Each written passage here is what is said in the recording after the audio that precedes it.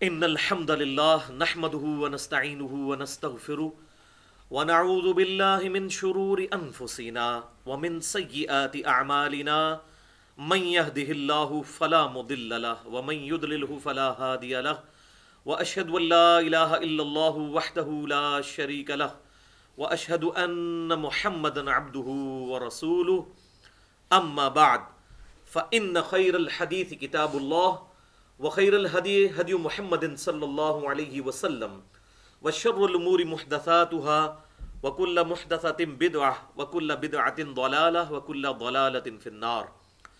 أعوذ بالله السميع العليم من الشيطان الرجيم من همزه ونفخه ونفثه.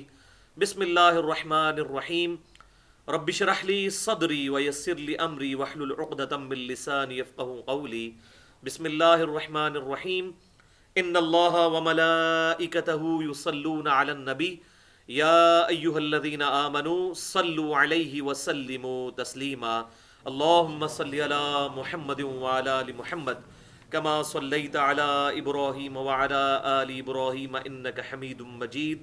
اللہم بارک علی محمد وعلی آل محمد کما بارکت علی ابراہیم وعلی آل ابراہیم انک حمید مجید. آج انشاءاللہ تعالی 29 نومبر 2014 کو ہفتے کے دن قرآن کلاس نمبر 153 میں ہم سورہ ہود کی ان آیات پر پہنچے ہیں کہ جن کے کانٹیکسٹ میں دو اہم ترین مسئلے انشاءاللہ تعالی میں اگلے دو لیکچرز میں ڈسکس کروں گا، ایک آج والا لیکچر اور ایک انشاءاللہ اگلے ہفتے کا. ان میں سے پہلا مسئلہ ہے رزق کی تقسیم کا مسئلہ، جو اللہ تعالیٰ نے ہماری ڈیسٹنی مقرر کر دی ہے کہ کس شخص کو کتنا رزق ملے گا. اس کے حوالے سے جو شبہات ہیں انشاءاللہ میں وہ دور کرنے کی کوشش کروں گا.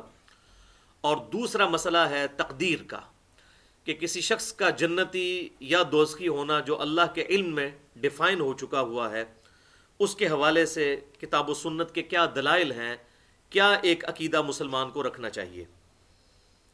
اور اسی کانٹیکس میں انسان کی جو پیدائش کا مقصد ہے انشاءاللہ اس کو بھی بریف کروں گا. بہرحال اللہ کی طرف سے جو رزق کی تقسیم کا مسئلہ ہے وہ ہماری آج کی گفتگو انشاءاللہ ہماری ویب سائٹ اہل سنت پاک .com پر ہمارے یوٹیوب اور tune.pk کے چینل انجینئر محمد علی مرزا کے تھرو مسئلہ نمبر 103 کے نام سے انشاءاللہ اپلوڈ ہوگی، اور اس کا عنوان ہوگا اللہ کی جانب سے رزق کی تقسیم کا صحیح مسئلہ کیا ہے انشاءاللہ تعالی. اور پھر انشاءاللہ تعالی اگلی دفعہ مسئلہ نمبر 104 ہوگا، اور وہ ہوگا تقدیر کا صحیح مسئلہ اور انسان کی پیدائش کا مقصد کیا ہے. آج کی گفتگو کے حوالے سے آپ کو ایک ریفرنس پیج مل چکا ہے جس پہ سورہ ہود کی آیت نمبر 6 اور 7 بھی درج ہیں، اور انہی کی ایکسپلینیشن کے لیے کراس ریفرنس کے طور پر قرآن پاک سے 18 مقامات سے مختلف آیات درج کی گئی ہیں تاکہ ہم آسانی کے ساتھ ان کو سیکھ سکیں، ورنہ قرآن پاک سے کھول کر بار بار ذرا مشکل ہو جاتا ہے. اور آج کی گفتگو کے حوالے سے تمہیداً آخری بات یہ ہے کہ میں آج اتنی زیادہ احادیث کراس ریفرنس کے طور پر بیان نہیں کروں گا. اس کی وجہ یہ ہے کہ آیات ہی اتنی زیادہ ہیں اور یہ مسئلہ اتنا سیلف ایکسپلینیٹری ہے کہ اس میں مزید کسی اور چیز کی ضرورت نہیں. البتہ 2-3 مقامات پر جہاں احادیث کی ضرورت ہے میں انشاءاللہ کراس ریفرنس کے طور پر ان کو کوٹ کر دوں گا، اور ان کے نمبرز بھی انشاءاللہ علماء حرمین اور بیروت کی انٹرنیشنل نمبرنگ کے مطابق بتا دوں گا انشاءاللہ. اور پھر بھی اگر بعد میں کسی کی کوئی کیوری ہو تو مجھ سے ای میل پہ آپ رابطہ کر سکتے ہیں، mirza_95@yahoo.com، یہ میرا ای میل ایڈریس ہے. اب اپنا ریفرنس پیج سامنے رکھ لیجئے. پہلے ہم جو ہماری قرآن کلاس نمبر 153 میں یہ دو آیات کریٹیکل آئیں، سورہ ہود کی آیت نمبر 6 اور 7، ان کا ترجمہ عربی اور 7 ترجمہ انشاءاللہ پڑھیں گے، اور اس کے بعد کراس ریفرنس کے طور پر 18 آیات انشاءاللہ 18 ریفرنسز ڈسکس کریں گے. آیات تو زیادہ بنتی ہیں. اعوذ باللہ السمیع العلیم من الشیطان الرجیم من ہمزہ ونفخہ ونفثہ. بسم اللہ الرحمن الرحیم. وما من دابة فی الارض، اور نہیں ہے زمین میں چلنے پھرنے والا کوئی جاندار الا علی اللہ رزقھا، ہاں مگر یہ کہ اللہ تعالی کے ذمے ہے اس کا رزق، وَيَعْلَمُ مُسْتَقَرَّهَا، اور اللہ تعالی جانتا ہے اس کے رہنے کی جگہ کو۔ وہ کوئی بھی مخلوق ہے، زمین کی گہرائیوں میں کسی سوراخ میں کوئی رہنے والی مخلوق ہے یا سمندر کی گہرائیوں میں رہنے والی کوئی مخلوق ہے، تمام کے مساکن سے اللہ تعالیٰ واقف ہے۔ وَمُسْتَوْدَعَهَا، اور اسی کے علم میں ہے الٹیمیٹلی ان کے سونپنے کا مقام، یعنی جب مر کر انسان نے کہاں پہنچنا ہے وہ اللہ کے علم میں ہے۔ کسی نے ایئر کریش میں مرنا ہے، کسی کو زمین میں قبر ملنی ہے، کسی نے مچھلی کے پیٹ میں جانا ہے اور کسی نے شیر کے پیٹ میں جانا ہے۔ یہ اللہ تعالیٰ کو پتا ہے کہ کسی شخص کا دنیا سے ایگزٹ کس طرح ہونا ہے، کوئی شخص نہیں دوسرے کو ڈیفائن کر سکتا، یہ اللہ کے ساتھ خاص ہے۔ کل فی کتاب مبین، اور اس سے حیران کن بات یہ ہے کہ ہر شے اللہ تعالیٰ نے ایک کھلی کتاب یعنی لوح محفوظ میں پہلے ہی لکھ لی ہوئی ہے، اتنا کامل علم ہے۔ اور اس کا کلائمیکس جو ہے وہ سورۃ الانعام کی آیت نمبر 59 ہے، وہ انشاءاللہ میں اگلی دفعہ ڈسکس کروں گا، کہ اللہ تعالیٰ فرماتا ہے خشکی ہو یا تری ہو، جہاں کہیں بھی کوئی درخت موجود ہو، چاہے سمندروں میں درخت ہو یا خشکیوں پر، اس کا کوئی پتا نہیں وہ گرتا مگر ہمارے علم سے، اور زمین کی گہرائیوں میں کوئی دانہ نہیں پھوٹتا مگر ہمارے علم سے، اور ہمارا علم اتنا کامل ہے کہ ہم نے یہ ساری چیزیں اپنے ڈیوائن وزڈم سے پہلے ہی لوح محفوظ میں لکھ لی ہیں۔ وَهُوَ الَّذِي خَلَقَ السَّمَاوَاتِ وَالْأَرْضِ، اور وہی اللہ ہے جس نے آسمانوں اور زمین کو پیدا کیا، فی ستۃ ایام، 6 دنوں کے اندر۔ اب یہ ایام، یوم کا لفظ عربی میں ایک لانگ پیریڈ آف ٹائم کے لیے بھی استعمال ہوتا ہے، اس سے ضروری نہیں کہ یہ 24 گھنٹے ہی مراد ہوں، کیونکہ یہ 24 گھنٹے کا کانسیپٹ تو کائنات کے بننے کے بعد آیا، یہ اللہ تعالیٰ کے علم میں ہے کہ ان کی لینتھ کتنی تھی۔ قرآن پاک میں ایک جگہ آیا کہ اللہ تعالیٰ کے جو دن کی گنتی ہے وہ تمہارے 1000 برس کے برابر ہے، سورہ سجدہ میں آیا۔ اسی طریقے سے سورۃ المعارج میں آیا کہ قیامت کا دن 50,000 سال کا ایک دن ہوگا۔ تو اب یہ ایک دن کتنا لمبا ہے یہ اللہ کے ساتھ علم خاص ہے۔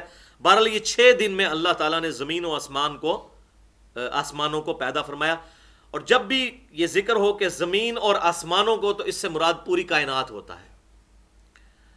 وَكَانَ عَرْشُهُ عَلَى الْمَاءِ، اور اس وقت اس کا عرش پانی پر تھا۔ لِيَبْلُوَكُمْ أَيُّكُمْ أَحْسَنُ عَمَلًا، اور یہ ساری کائنات اس لیے پیدا کی تاکہ اللہ تعالیٰ جانچے کہ تم میں سے کون اچھے اعمال کرتا ہے۔ زمین و آسمان کی پیدائش اور پوری کائنات کی پیدائش کا واحد مقصد انسان کا ٹیسٹ ہے، اور یہ ہیومن بینگ جو ہے یہ اللہ تعالیٰ کی کریشن کا کلائمیکس ہے۔ لَقَدْ خَلَقْنَا الْإِنسَانَ فِي أَحْسَنِ تَقْوِيمٍ، بے شک ہم نے انسان کو ایک بڑی اچھی پیدائش میں پیدا فرمایا۔ پوری کی پوری کائنات اللہ تعالیٰ نے انسان کے لیے پیدا فرمائی ہے، اور انسان کو اپنے لیے پیدا فرمایا ہے، وہ آج انشاءاللہ آیات بھی آ جائیں گی۔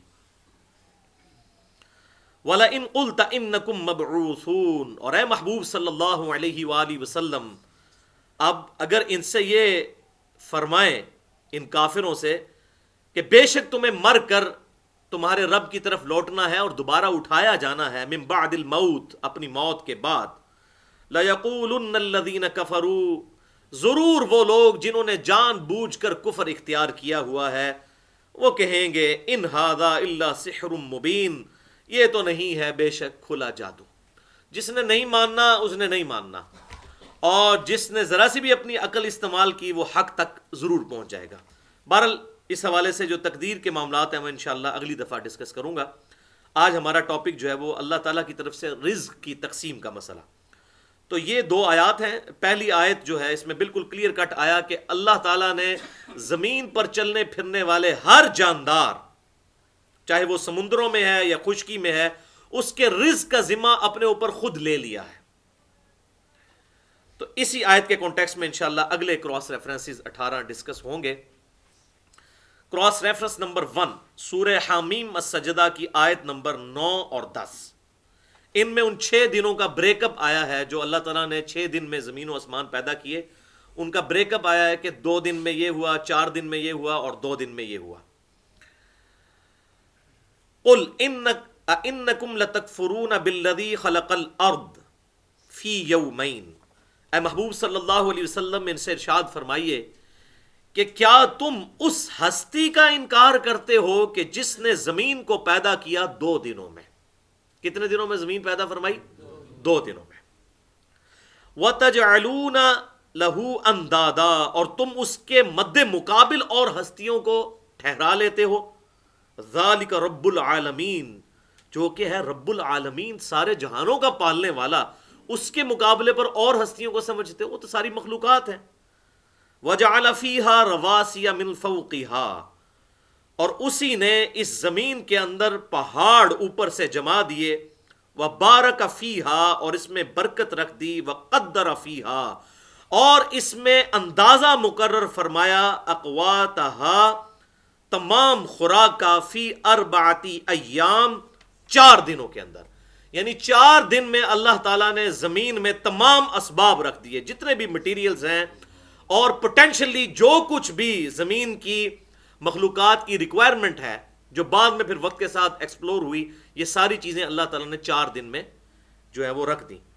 سواء للسائلین، یہ ضرورت مندوں کی حاجت کے مطابق اللہ تعالیٰ نے معاملات فرما دیے، یعنی زمین کے اندر تمام چیزیں پوٹینشلی رکھ دیں۔ اور اب یہ جو سائلین ہیں، مانگنے والے، یہ سب کے سب حاجت مند ہیں، چاہے وہ حشرات الارض ہوں، پرندے ہوں، چرند ہوں، نباتات ہوں، حیوانات ہوں، انسان ہوں، جنات ہوں، سب کے سب سواء للسائلین میں آتے ہیں، سب کے لیے ان کی ضرورت کے مطابق رکھ دیا۔ اور آپ دیکھیں کمپیٹیبلٹی، یعنی آپ ایک شیر کے سامنے تازہ ترکاری لا کے رکھ دیں، وہ کبھی بھی نہیں اس کی طرف دیکھے گا بھی نہیں، اس کی خوراک اللہ تعالیٰ نے گوشت رکھ دی، وہ اس کے ساتھ کمپیٹیبلٹی ہے۔ اسی طریقے سے ایک بکری کے سامنے آپ جناب فریش قیمہ رکھ دیں، وہ اس کو سونگے کی بھی نہیں، اس کے ساتھ وہ کمپیٹیبل نہیں۔ تو یہ اللہ تبارک و تعالیٰ نے جو انسان کو اور جانداروں کو جو جبلی ہدایت دے دی ہے، فَأَلْهَمَهَا فُجُورَهَا وَتَقْوَاهَا، ہر انسان کو اور ہر مخلوق کو، وہ خوف کے وقت ہر مخلوق جو ہے وہ اپنے بچاؤ کے لیے کوشش کرتی ہے، یہ اس کی نیچرل انسٹنکٹ ہے، یہ اللہ تعالیٰ نے اس میں رکھ دی ہے۔ چوزے ہیں، وہ دور سے چیل کو آتے ہوئے دیکھیں گے یا عقاب کو، وہ فوراً بھاگ جائیں گے وہاں سے، یہ ان کی انسٹنکٹ میں ڈال دی ہے چیز۔ اسی طریقے سے آپ دیکھیں یہ کروکوڈائلز جو ہیں، مگر مچھوں کے بچے جیسے ہی پیدا ہوتے ہیں، انڈے سے نکلتے ہی فوراً جو ہے پانی کی طرف جاتے ہیں۔ اب ان کو کون بتاتا ہے؟ یہ ان کی انسٹنکٹ۔ چوزا جیسے ہی انڈے سے نکلتا ہے وہ کھانا پینا بھی شروع کر دیتا ہے اور پانی بھی پینا شروع کر دیتا ہے۔ اور انسان کے بچے کو آپ دیکھیں تو بڑا کمزور ہے۔ تو مخلوقات کو اللہ تعالیٰ نے کتنا انسٹنکٹ۔ اب یہ چھوٹا بچہ جو پیدا ہوا ہے، اگر اس کو یہ سکھانا پڑے کہ اس نے دودھ کیسے پینا ہے، تو میرے خیال ہے سارے انٹلیکچوئلز مل کے اس کو سمجھا نہیں سکتے، اس کا انٹلیکچوئل لیول ہی اتنا نہیں ہوتا۔ تو اس کی انسٹنکٹ میں ہے کہ اسے پتہ ہے میں نے دودھ کیسے پینا ہے۔ تو یہ ساری کی ساری چیزیں اللہ تعالیٰ نے سارے حاجت مندوں کے لیے جو ہے پوٹینشلی سب خوراک جو ہے اس زمین کے اندر اللہ تعالیٰ نے رکھ دی ہے۔ تو ان آیات سے یہ پتہ چلا کہ اللہ تبارک و تعالیٰ نے قیامت تک کے لیے ہر مخلوق کی خوراک کا اور اس کے لیے ریسورسز کا بندوبست زمین میں کر دیا ہوا ہے، مٹیریل کی فارم میں۔ اب گندم کی جو پیداوار ہے، سورج کی روشنی کے ذریعے نباتات اپنی خوراک تیار کرتے ہیں اور یہ گندم کا پودا نکلتا ہے اور اس سے انسان کھاتے ہیں، چاول کھاتے ہیں، آلو کھاتے ہیں۔ یہ تمام کی تمام جو فوڈ سرکل چل رہا ہے اس حوالے سے کہ سب کی سب چیزیں اللہ تبارک و تعالیٰ نے ان کو کنٹرول کیا ہوا ہے بڑے بیلنس کے ساتھ۔ اسی طریقے سے وقت کے ساتھ ساتھ ٹیکنالوجی کی برکت آپ دیکھیں، 1901 تک تقریباً 1 ارب آبادی تھی انسانوں کی، اور اس وقت یہ پریڈکشنز ہوتی تھی 2001 میں اگر 2 ارب ہو گئی تو مصیبت پڑ جائے گی، کیسے لوگوں کی ضرورتیں پوری ہوں گی۔ لیکن 2001 میں 2 ارب نہیں ہوئی، 3 ارب بھی نہیں ہوئی، 4 ارب بھی نہیں ہوئی، 5 ارب بھی نہیں ہوئی، 6 ارب کے قریب، اور اب تقریباً 7 ارب کے قریب آبادی ہو چکی ہے، اور ساری ضرورتیں پوری ہو رہی ہیں۔ ٹیکنالوجی ایسی، اور یہ ظاہر ہے یہ آبادی بڑی کیونکہ میڈیکل سائنس نے ترقی کی، انسان نے بیماریوں پر کنٹرول پا لیا۔ پہلے طاعون کے مرض سے ہی لاکھوں لوگ مر جاتے تھے، اسی طریقے سے باقی جو وبائی امراض ہیں اللہ تبارک و تعالیٰ نے انسانوں کو ایجوکیٹ کروایا اس acquired knowledge, the knowledge obtained through observations and experiments, اس کے ذریعے. اور ٹیکنالوجی کی آپ برکت دیکھ لیں کہ اگر آج 6 یا 7 ارب انسانوں کے لیے اگر جوتیاں موچی بنانا شروع کر دے تو ہر گھر میں ایک موچی چاہیے. لیکن یہ ٹیکنالوجی کی برکت ہے کہ آج صرف چائنا نے اتنی جوتیاں بنا دی ہیں کہ شاید آندہ 10 سال کے لیے بھی وہ نہ بنائیں تو پوری روئے ارض پہ جتنے لوگ موجود ہیں ان کے لیے جوتیاں کفایت کر جائیں گی اور سستی. اسی طریقے سے وہ زمین جس سے پہلے 1 من گندم نکلتی تھی، اب اسی زمین سے ٹیکنالوجی کی برکت سے 20 سے 40 من تک بھی گندم نکلتی ہے. تو یہ ٹیکنالوجی کی برکت، اسی اعتبار سے زمین اپنے خزانے اگل رہی ہے. لیکن یہ سارے کا سارا مٹیریل جو زمین سے نکالا جاتا ہے یہ پوٹینشلی تو اللہ تعالیٰ نے ہی رکھا ہوا ہے. اگر آج جہاز، ہوائی جہاز آسمانوں میں اڑ رہے ہیں تو ان کا جتنا مٹیریل ہے وہ باہر سے تو نہیں کہیں سے لایا گیا، اسی زمین سے ہی حاصل کیا گیا. اور اسی لیے وہ first law of thermodynamics final کیا ہے کہ energy can never be created, material can never be created nor be destroyed. یعنی مٹیریل جو ہے اس کو نہ پیدا کیا جا سکتا ہے اور نہ ختم کیا جا سکتا ہے. یعنی انسانوں کے ریفرنس ہے، بعض لوگ اس کو توحید شرک کا مسئلہ بنا لیتے ہیں. یہ فزکس کے لوگوں نے جو یہ لا بنایا ہے انسانوں کے ریفرنس ہے کہ انسان کوئی مٹیریل بنا نہیں سکتا اور نہ اسے ختم کر سکتا ہے. اللہ کے لیے مشکل نہیں ہے. اللہ تعالیٰ نے تو ہر چیز عدم محض سے وجود میں لے کے آیا ہے. اللہ تعالیٰ کریشن ایکس نہیں لو.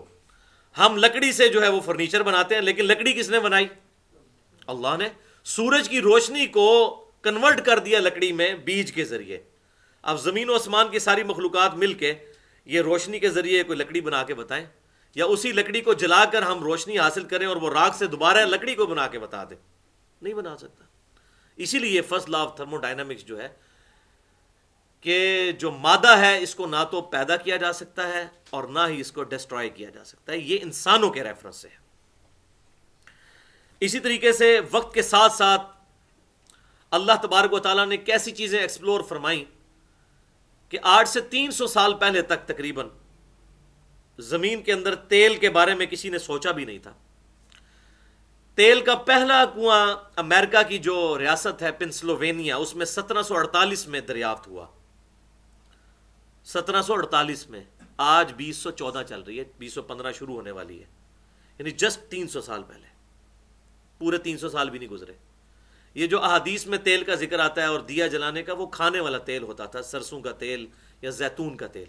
مٹی کا تیل جو ہے یہ تو ابھی 250 سال 300 سال پہلے کی بات ہے. اور یہ جو ہماری عرب ریاستیں ہیں ان میں تو یہ ساری چیزیں 1960 کے بعد نکلی ہیں.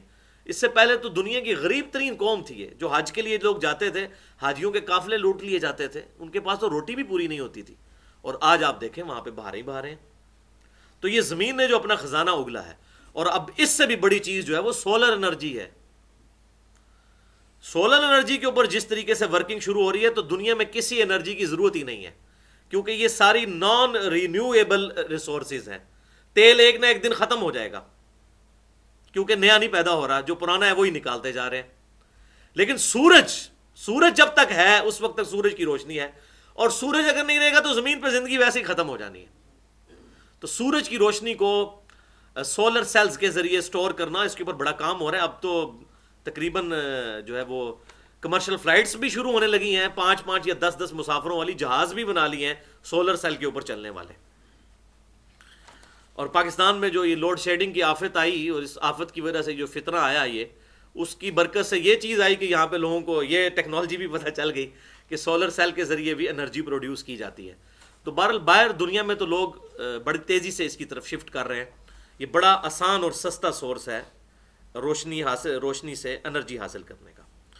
تو یہ سارے کے سارے اندازے اللہ تعالیٰ نے مقرر فرما دیے. اور اب دیکھیں کہ اللہ تعالیٰ نے زمین 2 دن میں پیدا فرمائی، اور پھر آسمانوں کا بھی ذکر آئے گا کہ 2 دن میں، اور پیرلل میں زمین و آسمان یعنی پیرلل میں، اور 4 دن زمین کے اندر یہ جتنی ضرورت کے لیے چیزیں تھیں ان کے لیے اندازہ مقرر فرمایا، ان چیزوں کو پیدا فرمایا. اور this earth is a miracle planet in this universe. یہ زمین جو ہے ایک معجزانہ کرہ ہے اس پوری کی پوری کائنات کے اندر. زمین جیسا کوئی کرہ نہیں ہے. اسی لیے آپ دیکھیں قرآن پاک میں بار بار آسمانوں کا ذکر ہوتا ہے، ستاروں کا ذکر ہوتا ہے، لیکن زمین کا ذکر ہوتا ہے جب تو بڑے پروٹوکول کے ساتھ ہوتا ہے، کیونکہ جتنی یہ مخلوقات اور زندگی ہے وہ اسی زمین کے اوپر آباد ہے. یہ اللہ تعالیٰ کا ایک میریکل پلانٹ ہے. اب اس کے اوپر گفتگو کریں تو ایک علیحدہ سے پورا ٹاپک ہے. میری گفتگو ہے مسئلہ نمبر 60 کے نام سے، who is Allah in the light of latest scientific facts. Urdu میں ہے اللہ کون ہے جدید سائنسی حقائق کی روشنی میں. اس میں میں نے اس طرح کے کافی فگرز بتائے ہیں. اسی طریقے سے آپ یہ دیکھیں کہ خوراک ٹیکنالوجی کی برکت سے کتنی بڑھ چکی ہے کہ آج کی ڈیٹ میں بھی امریکہ ہر سال لاکھوں ٹن گندم پیسیفک اوشن میں، بحر الکاہل میں ضائع کر دیتا ہے. فالتو پیدا ہوتی ہے صرف اس لیے کہ انٹرنیشنل مارکیٹ میں گندم کی پرائس نیچے نہ آ جائے. اتنی گندم پیدا ہو رہی ہے. لہٰذا یہ جو اکثر لوگ سوال کرتے ہیں اور وسوسے لوگ آتے ہیں، جی اگر اللہ تعالیٰ نے رزق مقرر کر دیا ہے تو ایتھوپیا میں، صومالیہ میں لوگ قحط سالی سے کیوں مر رہے ہیں؟ اللہ نے تو رزق کی ذمہ داری خود لی ہے. بھائی رزق کی ذمہ داری ضرور لی ہے اللہ تعالیٰ نے، وہ پوٹینشلی یعنی زمین میں پوٹینشل موجود ہے، وہاں تک پہنچنا ہوگا. وہ انشاءاللہ باقی آیات میں ڈسکس بھی کروں گا. اگر کہیں پر خوراک اویلیبل نہیں ہے وہاں سے ہجرت کر جائیں. آج دنیا کے آدھی آبادی سب کانٹیننٹ انڈیا، پاکستان، بنگلہ دیش، چائنا میں کیوں رہ رہی ہے؟ لوگوں نے سینکڑوں سال کے تجربات سے یہ چیز حاصل کی ہے کہ رہنے کے لیے سب سے بہترین جگہ یہ ایریا ہے، کیونکہ یہاں سے زمین اگاتی ہے اور انسان کھا سکتا ہے. سائبیریا میں کتنی آبادی ہے، یا قطب شمالی میں یا قطب جنوبی میں آبادی کتنی ہے، یا صحرائے سینا میں کتنے لوگ رہتے ہیں. تو اگر کہیں پر خوراک نہیں وہاں سے ہجرت کر دیں. اور بعض کو اللہ نے پھر دے کر آزمایا، بعض سے لے کر آزمایا. اور باقی لوگوں کو جس طرح بھی بہت اچھی چیز ہے، اس کو اپریشیٹ کرنا چاہیے. جو UN کا پروگرام ہے فوڈ کے اعتبار سے غریب ملکوں تک، وہ یونائٹڈ نیشنز کی ٹیمیں جاتی ہیں اور وہاں تک خوراک پہنچاتی ہیں. اور ظاہر ہے یہ اللہ تعالیٰ نے یہ اونچ نیچ جو رکھی ہے اسی لیے رکھی ہے، کسی کو دے کر آزمایا، کسی سے لے کر آزمایا. یہ اللہ تعالیٰ کو کوئی نہیں پوچھ سکتا کہ تو نے ایسا کیوں کیا. اللہ تعالیٰ سب کو برابر نہیں رکھے گا، یہ اللہ تعالیٰ کی سنت ہے. تو اس حوالے سے ٹینشن نہیں لینا چاہیے. اللہ تبارک و تعالیٰ نے یہ جو کچھ فرمایا اپنی حکمت کے مطابق کسی کو دے کر اور کسی سے لے کر آزمایا. اور اسی طریقے سے آپ دیکھیں اس سے بھی بڑی چیز تو قتل ہے کہ ایک شخص دوسرے کی زندگی چھین لیتا ہے. ایک تو ہے نا قید سالی سے مرنا، اور ایک ہے کہ کسی شخص کا دوسرے کو قتل ہی کر دینا، اس سے زندگی چھین لینا. یہ کتنا بڑا جرم ہے. لیکن سورۃ البقرہ میں اللہ تعالیٰ نے فرمایا قصاص میں تمہارے لیے زندگی ہے، جو قتل کرے گا اس سے بدلہ لیا جائے گا. اس کو یہ نہیں کہا جائے گا کہ بھئی اللہ نے اس کی تقدیر میں لکھا ہوا تھا کہ اس نے مرنا ہے تو تو نے بالکل ٹھیک کیا ہے، تو نے تقدیر پوری کر دی. یہ نہیں کہا جائے گا، بلکہ اس سے بدلہ لیا جائے گا، قصاص لیا جائے گا یا دیت لی جائے گی. حتیٰ کہ بخاری اور مسلم کی متفق علیہ حدیث ہے قیامت والے دن سب سے پہلے قتل کے مقدمے کا فیصلہ ہوگا. سنن نبی داؤد میں سب سے پہلے نماز کے بارے میں سوال ہوگا، وہ حقوق اللہ ہے. حقوق العباد میں صحیح بخاری اور صحیح مسلم کی متفق علیہ حدیث ہے سب سے پہلے قتل کے مقدمے کا فیصلہ ہوگا. اور سنن نبی داؤد میں یہاں تک آتا ہے کہ مقتول جو ہے وہ اپنے قاتل کو قیامت والے دن، اپنے قاتل کو پیشانی کے بالوں سے پکڑ کر اس حال میں کہ اس کے اپنے جسم سے خون رواں ہوگا، گھسیٹتا ہوا اللہ کے عرش کے قریب لے جائے گا. اور اس کے سامنے کوئی روک ٹوک نہیں ہوگی. اللہ کے عرش کے پاس پہنچ کر وہ کہے گا کہ اللہ آج مجھے انصاف دلا، اس نے میری زندگی مجھ سے کیوں چھینی تھی. تو یہ بھی تو ہوتا ہے نا. تو یہ بھی آزمائش، دنیا میں اس طرح کی آزمائشیں اللہ تبارک و تعالیٰ کی طرف سے لگی ہوئی ہیں. لہذا اس میں کوئی اس اعتبار سے ٹینشن لینے کی ضرورت نہیں ہے. دوسرا ریفرنس، وَكَأَيِّن مِّن دَابَّةٍ لَّا تَحْمِلُ رِزْقَهَا، اور کتنے ہی جاندار ایسے ہیں کہ جو اپنا رزق اپنی پیٹھ پر لاد کر نہیں پھرتے. کوئی سٹوریج نہیں انہوں نے کیا ہوا اپنا رزق. یہ سورۃ العنکبوت آیت نمبر 60.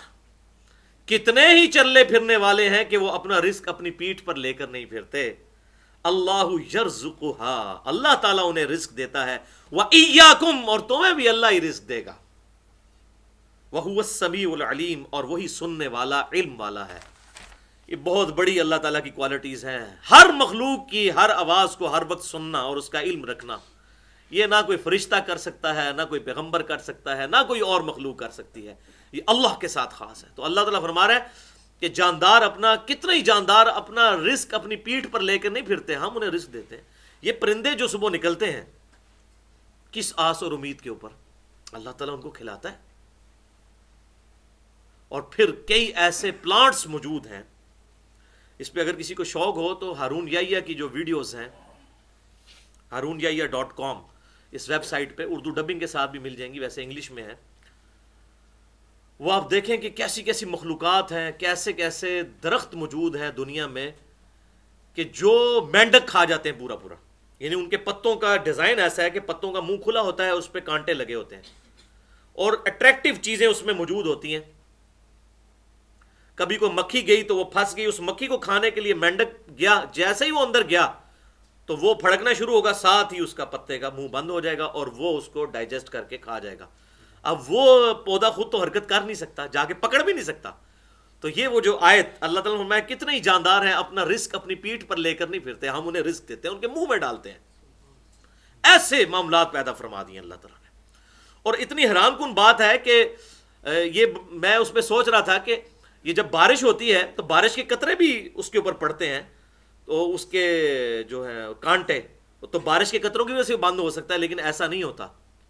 جیسے اس میں کوئی چیز جائے اور وہ تیزی سے پھٹ پڑائے، جیسے ہم ماؤس کو، کمپیوٹر کے ماؤس کو تیزی سے 2 دفعہ کلک کریں تو پھر وہ پروگرام رن کرتا ہے، اگر تھوڑے تھوڑے وقفے سے کریں نہیں کرتا.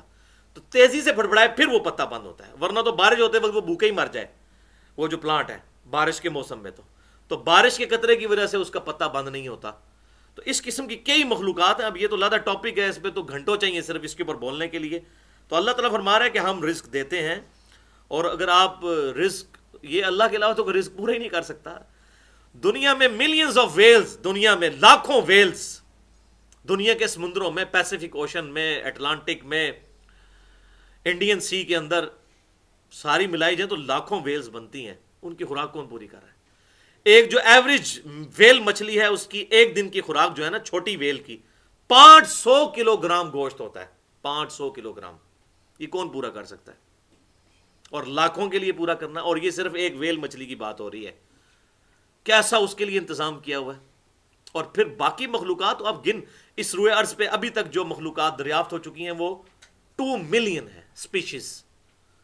20 لاکھ یہ ان کی تعداد نہیں ہے بلکہ اسپیشیز ہے.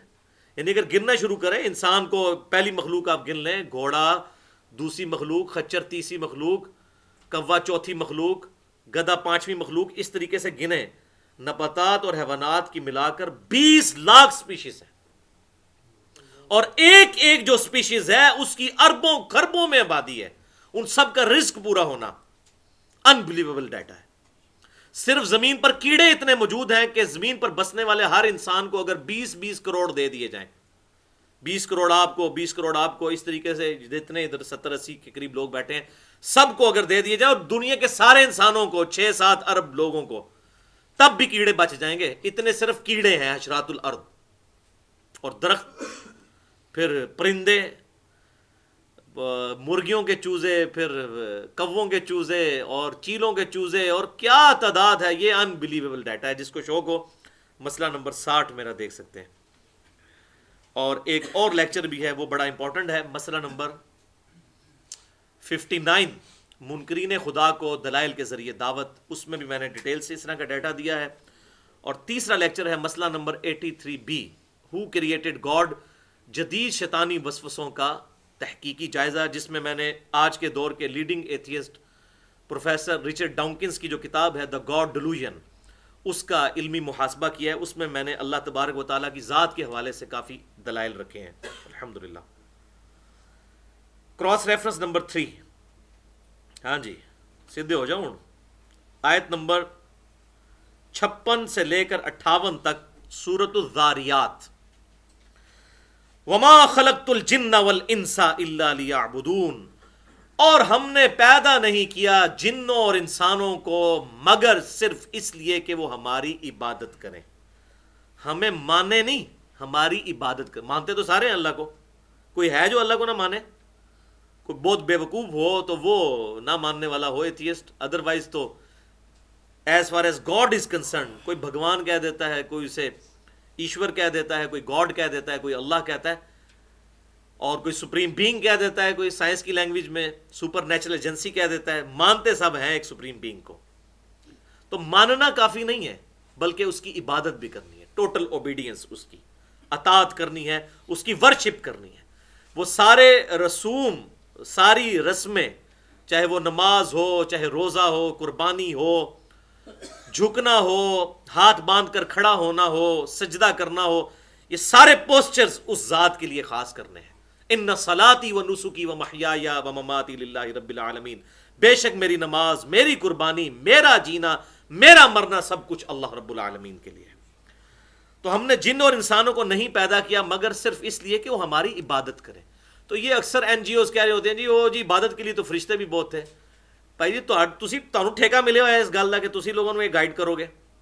تو یہ بڑی ایکسٹریم بات لوگ کر دیتے ہیں. اسی طریقے سے بعض دوسری ایکسٹریم پہ چلے جاتے ہیں، وہ کہتے ہیں جی بس نمازیں ہی نمازیں ہیں، بے شک رشتہ داروں کا مال دبا لو، وراثت میں بھائی کی جائیداد دبا لو، کوئی فرق نہیں پڑتا.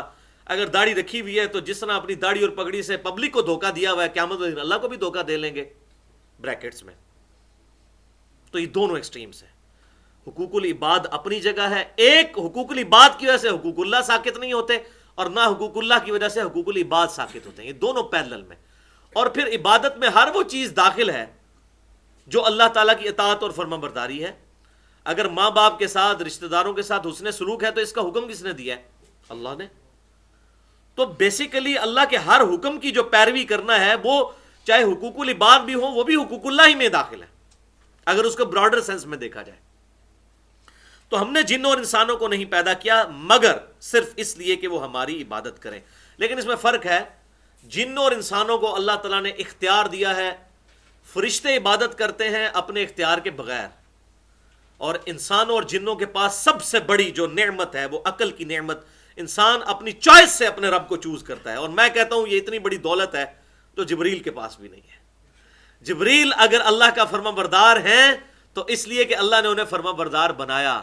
لیکن اگر کوئی انسان اپنی چوائس سے اپنے رب کو چوز کرے تو اس سے بڑی کوئی دولت نہیں. اسی لیے کہا گیا نا لقد خلقنا الانسان فی احسن تقویم. اور ڈاکٹر اقبال نے کہا کہ فرشتے سے بہتر ہے انسان بننا. وہ واقعی انسان بننا، بندے دا پتر بننا، خالی یہ چلتا پھرتا حیوان نہ ہو، واقعی انسان بننا جو اللہ تعالیٰ کو ریکوائرڈ ہے. تو انسان کے پاس سب سے بڑی دولت یہ ہے کہ انسان اپنی ول سے اپنے رب کو چوائس کرتا ہے. الحمدللہ. ما اريد منهم من رزق وما اريد ان يطعمون. میں ان سے یہ تمنا نہیں رکھتا ان تمام مخلوقات سے کہ وہ مجھے رزق دیں، اور نہ یہ میری خواہش ہے کہ وہ مجھے کھانا کھلائیں.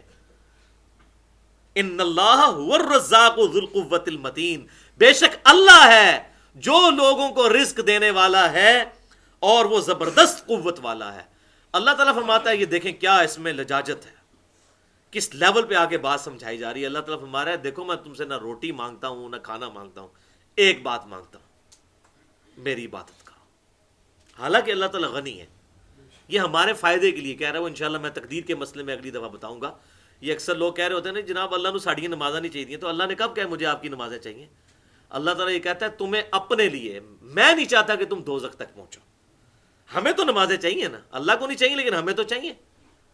تو سورہ الزمر کے حوالے سے انشاءاللہ آیات آئیں گی. اللہ تعالیٰ فرماتا ہے میں بے پرواہ ہوں، لیکن یہ یاد رکھو میری نافرمانی کرو گے میں ناراض ہو جاؤں گا، فرما برداری کرو گے تو خوش ہو جاؤں گا. بے پرواہ ہوں، لیکن یہ نہ بے پرواہی کا مطلب یہ نہ سمجھ لینا کہ جو مرضی کرتے رہو. نہیں، فرما برداری کرو گے میں خوش ہوں گا، نافرمانی کرو گے تو وہ پنجابی جو کہتے ہیں ایسی تھی تیسی پھیر کے رکھ دے گا. اور حقیقت بات ہے. سورہ غافر میں یہاں تک آیت آتی ہے کہ قیامت والے دن اللہ تعالیٰ اپنے دشمنوں کو جب عذاب دے گا تو اللہ تعالیٰ پوچھے گا ہاں بھائی تکلیف ہو رہی ہے. سورۃ المؤمن بھی کہتے ہیں، سورہ غافر بھی سے کہتے ہیں، شروع میں ہی آتا ہے. کہیں گے یا اللہ ہو رہی ہے تو اللہ تعالیٰ فرمائے گا اس سے زیادہ مجھے تکلیف ہوتی تھی جب تمہیں دنیا میں میری طرف بلایا جاتا تھا اور تم گردانی کر جاتے تھے. دیکھیں اس لیول پہ جا کے بات کو سمجھانا. قیامت والے دن اللہ تعالیٰ فرمائے گا مجھے اتنی تکلیف ہوتی تھی جب تمہیں میری طرف بلایا جاتا تھا. آپ کوئی بلاتا کہتا ہے تسی اپنی قبر جانا میں اپنی قبر میں. اس سے بڑی تو کوئی جرت نہیں ہے. اس کی بجائے کوئی شخص یہ آپ کو آگے کہے کہ جناب یہ 7 والی گلی میں جو ہے وہ گورنمنٹ کی طرف سے اناؤنسمنٹ ہوئی ہے کہ جو جیلم کے جتنے شہری ہیں اپنا شناختی کارڈ دکھا کے 1-1 لاکھ روپے لے لیں. تو کوئی یہ نہیں کہے گا تو اپنی قبر جانا میں اپنی قبر. کہیں گے جناب بڑی مہربانی جناب دس دیتا جائے، یہی کہیں گے نا. لیکن آخرت کی کوئی بات کرے تو فوراً اس کے اندر تو اپنی قبر جانا میں اپنی قبر میں جانا. تو یہ حقیقت ہے اپنی اپنی قبر میں جانا ہے. لیکن یہ منصب کس کا ہے؟ نبیوں کا منصب. اس کائنات میں اللہ تعالیٰ کی سب سے پسندیدہ مخلوق کون ہے؟ انبیاء کرام علیہ السلام. اور سب سے پسندیدہ کام جو اللہ کا ہے وہ اپنے نبیوں کو دیا ہوا ہے. اور وہ کون سا ہے؟ امر بالمعروف و نہی عن المنکر، لوگوں کو نیکی کی طرف بلانا اور برائی سے روکنا۔ اس سے اگر کوئی اچھا کام ہوتا تو اللہ تعالیٰ اپنے پیغمبروں کو دیتا، کیونکہ وہ پیغمبر اللہ تعالیٰ کی کریشن کا کلائمیکس ہے، انسانوں میں بھی سب سے اوپر، اور ان کا منصب یہ ہے۔ تو قیامت والے دن پیغمبروں کا ساتھ بھی ان لوگوں کو نصیب ہوگا قرآن پاک اور احادیث کی روشنی میں، جو نبیوں والا کام کرتے ہیں۔ تو میں تم سے نہیں مانگتا کہ مجھے رزق دو، اور نہ میں یہ چاہتا ہوں کہ تم مجھے کھانا کھلاؤ، بلکہ اللہ تعالیٰ ہی لوگوں کو رزق دینے والا ہے، اور وہ زبردست قوت والا ہے۔ اور کیا رزق دے رہا ہے آپ ذرا سوچیں، رزق فری دے رہا ہے۔ آپ سوچ رہے ہوں گے فری کون سا رزق دے رہا ہے؟ بھائی فری وہ رزق دے رہا ہے جس رزق کے بغیر آپ 2 منٹ سے زیادہ زندہ نہیں رہ سکتے۔ کون سا رزق ہے وہ؟ سانس فری ہے، کوئی ٹیکس نہیں اس کے اوپر۔ یہ پانی سے روٹی سے بھی بڑھ کر ضروری ہے۔ پانی روٹی کے بغیر تو انسان زندہ بھی رہ سکتا ہے، بلکہ یہ جو 2008 کے زلزلے میں جو عورت 2 مہینے تک وہ جو ملبے کے نیچے زندہ رہی تھی، اسی طریقے سے کتنے مریض ہیں وہ بستر مرگ پہ رہتے ہیں، کتنے دن تک کھاتے پیتے نہیں ہیں، کمزور ہو جاتے ہیں، لیکن گزارا چلتا رہتا ہے۔ لیکن سانس 1.5 سے 2 منٹ سے زیادہ انسان سانس نہیں روک سکتا۔ سانس چھوڑ دیں، اس کو پانی میں ڈال دینا، وہاں پہ وہ پانی بھی انہیل کرے گا تو مر جائے گا، یا مچھلی کو نکال کے ادھر رکھ دیں باہر ہوا میں تو وہ مر جائے گی۔ تو یہ رزق اللہ تعالیٰ مفت دے رہا ہے سب کو، اللہ تعالیٰ سب کو کھلا رہا ہے۔ اللہ تعالیٰ فرماتا ہے مجھے رزق کی ضرورت نہیں تم سے، میں خود دینے والا ہوں۔ الحمدللہ۔ چوتھا کراس ریفرنس سورہ بنی اسرائیل کی آیت نمبر 12۔ اب یہاں سے کچھ آیات ہیں جن میں اس چیز کی طرف اللہ تبارک و تعالیٰ نے انسانیت کو مائل کیا ہے کہ اللہ تعالیٰ نے دنیا کو اسباب کے ساتھ جوڑا ہے۔ رزق کی ذمہ داری ضرور لی ہے، لیکن آپ کے منہ میں آگے نہیں کوئی رزق ڈالے گا۔ وہ جن کو ڈالنا ہے ان کو تو اللہ تعالیٰ نے اس طریقے سے رکھ دیا۔ باقی جو چلنے پھرنے والے جاندار ہیں انہوں نے کوشش کرنی ہے۔ ایک پرندہ اگر اپنے گھونسلے میں بیٹھا رہے ہو کہ اللہ تعالیٰ ادھر میرے منہ میں ڈالے، جبکہ اللہ نے اس کو کیپیبلٹی دی ہے اڑنے کی اور جا کے چگنے کی، اس کو چگنے کے بعد ہی رزق ملے گا، یہ اللہ کی سنت ہے۔ اسی طریقے سے انسان کو بھی کوشش کے بعد ملے گا۔ انسان کے منہ میں اللہ تعالیٰ نے رزق نہیں ڈالنا، یہ دنیا کو اللہ نے اسباب کے ساتھ جوڑا ہے۔ اب اس کا ذکر ہے سورہ بنی اسرائیل آیت نمبر 12۔ وَجَعَلْنَا اللَّيْلَ وَالنَّهَارَ آیَتَيْن، اور ہم نے رات اور دن کو اپنی 2 بڑی بڑی نشانیاں بنایا ہے۔ فَمَاحَوْنَا آیَةَ اللَّيْلِ، تو ہم نے رات کی جو نشانی ہے اس کو تو تاریک بنایا۔ وَجَعَلْنَا آیَةَ النَّهَارِ مُبْصِرَةً، اور دن کی جو نشانی ہے اس کو روشن بنایا۔ کس لیے؟ لِتَبْتَغُوا فَضْلًا مِّن رَبِّكُمْ، تاکہ تم اپنے رب کا فضل یعنی رزق تلاش کرو اس روشنی کے اندر۔ ظاہر روشنی کے بغیر تو کوئی کام ہو ہی نہیں سکتا نا جی۔ ایون آج بجلی بھی ہے، تب بھی آپ رات کو بجلی پہ اگر خرچہ کریں گے تو وہ تو ڈبل ہی خرچہ ہوگا۔ لیکن دن کے وقت آپ رات کے وقت بلب باہر روشن کریں، گاڑی کے نیچے اگر کسی مکینک نے گزرنا ہے تو نیچے بلب ساتھ لے کے جائے گا، اور اللہ نے ایسا بلب لگا دیا ہے سورج کہ دن کے وقت بھی کوئی بلب نیچے لے کے جانے کی ضرورت نہیں ہے، وہ باہر ہے لیکن روشنی کدھر تک پہنچ رہی ہوتی ہے، ریفلیکشن کے ذریعے۔ تو اللہ تعالیٰ فرماتے ہیں ہم نے دن کو روشن بنایا تاکہ تم اس میں رزق تلاش کرو اپنے رب کا۔ وَلِتَعْلَمُوا عَدَدَ السِّنِينَ وَالْحِسَابَ، اور تم ماہ و سال کی گنتی رکھ سکو۔ یہ اللہ تبارک و تعالیٰ نے دن اور رات کا ایسا سلسلہ بنایا، 365 دفعہ دن آئے گا اور 365 دفعہ رات۔ اگر آپ سولر ایئر کی بات کریں گے اور لیونر ایئر میں تقریباً 355 دن بنتے ہیں۔ وَكُلَّ شَيْءٍ فَصَّلْنَاهُ تَفْصِيلًا، اور ہم نے ہر شے کو بڑی تفصیل کے ساتھ بیان فرما دیا ہے اس کتاب کے اندر۔ اللہ اکبر۔ 5واں کراس ریفرنس اسی حوالے سے، وَخَلَقْنَاكُمْ أَزْوَاجًا، اور ہم نے تمہیں جوڑوں کی شکل میں پیدا فرمایا۔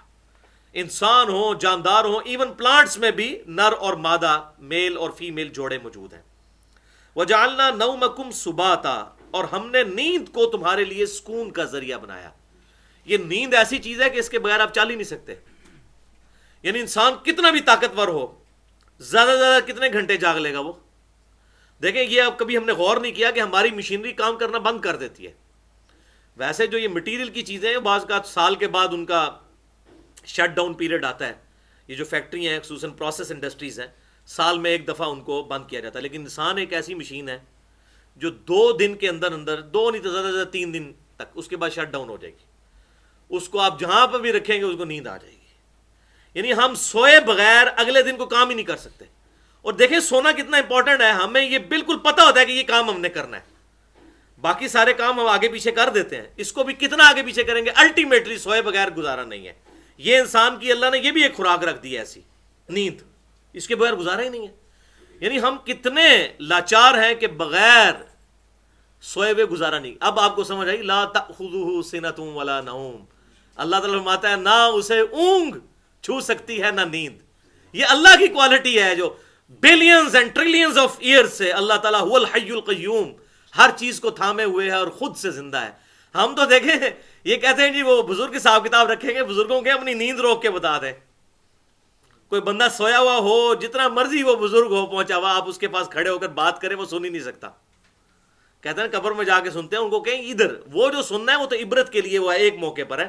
بخاری میں آتا ہے کہ جب مردے کو دفنا کر جاتے ہیں تو قدموں کی آواز سنتا ہے، وہ صرف اس لیے کہ وہ سارے سنتے ہیں، وہ ابو جہل بھی سنتا ہے، ابو بکر عمر عثمان والی بھی سنتے ہیں، میں اور آپ بھی سنیں گے، تاکہ نیک آدمی ہے وہ کہے شکر ہے یہ تو مجھے چھوڑ کر چلے گئے، میرے اعمال تو میرے ساتھ ہیں، اور جو گناہگار ہے اس کی حسرت میں اضافہ ہو کہ ان پہ مجھے تکیہ تھا جو مجھے چھوڑ کے چلے گئے، مجھے تو اپنے اعمال ساتھ لانے چاہیے تھے۔ اس سے پکڑ کے پتہ نہیں کیا مسئلے نکال لیے۔ بھائی کوئی کچھ نہیں کر سکتا، جو کہتے ہیں نا وہ مرنے کے بعد سن سکتا ہے، اس کو کہیں جو یہ لیٹا ہوا شخص ہے سامنے، اس کے سامنے بات کر کے بتائیں، وہ سن کے بتائے، کوئی نہیں سن سکتا۔ انسان تو اتنا لاچار ہے، اپنا پیشاب نہیں روک سکتا، نہیں روک سکتا، اور پیشاب بند ہو جائے تو کوئی جاری نہیں کر سکتا، یہ بات حقیقت ہے۔ وَلِعَاذُ بِاللَّهِ تَعَالَى۔ تو اللہ تعالیٰ ماتا ہے ہم نے زمین جو ہے نیند کو سکون کا ذریعہ، وَجَعَلْنَا اللَّيْلَ لِبَاسًا، اور ہم نے رات کو پردے کا ایک سبب بنا دیا۔ رات ہو جاتی ہے، ہر چیز جو ہے وہ اپنے پردے میں آ جاتی ہے، بڑی پرائیویسی، انسان کی پرائیویٹ لائف جو ہے وہ رات کے وقت میں اس کو ایگزیکیوٹ کرنا کتنا آسان ہو جاتا ہے۔ وَجَعَلْنَا النَّهَارَ مَعَاشًا، اور ہم نے دن کو معیشت، کمائی کرنے کا ذریعہ بنا دیا ہے۔ دن میں انسان اپنی معاش کے لیے نکلتا ہے، یہ اردو میں بھی لفظ معاش کا استعمال ہوتا ہے۔ اللہ اکبر۔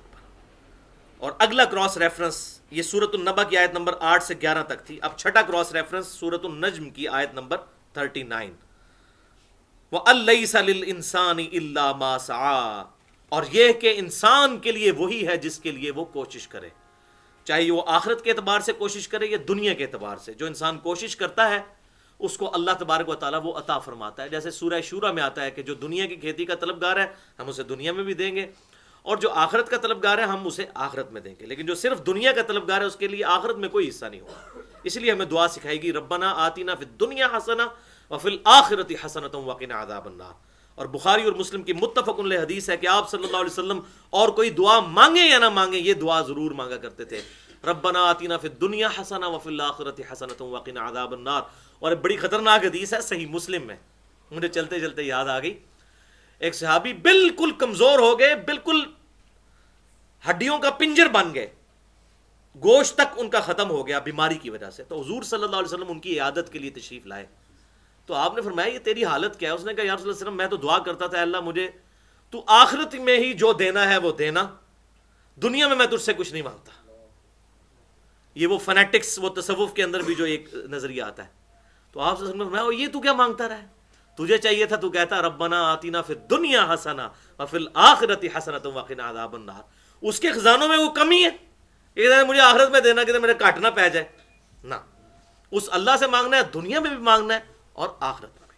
تو دعا بڑی امپورٹنٹ چیز ہے۔ اس حوالے سے میری گفتگو مسئلہ نمبر 82 آپ سن لیں، دعا کی قبولیت کا طریقہ کار کیا ہے، دعا کا پروٹوکول کیا ہے، اس میں نے یہ ڈیٹیل سے بتایا۔ تو اللہ تعالیٰ نے فرمایا کہ ہر انسان کے لیے وہ ہے جس کے لیے وہ کوشش کرے۔ اب اس کے اندر اللہ تبارک و تعالیٰ نے ان لوگوں کا بھی نفی فرما دی ہے کہ جو اسباب کی نفی کرتے ہیں۔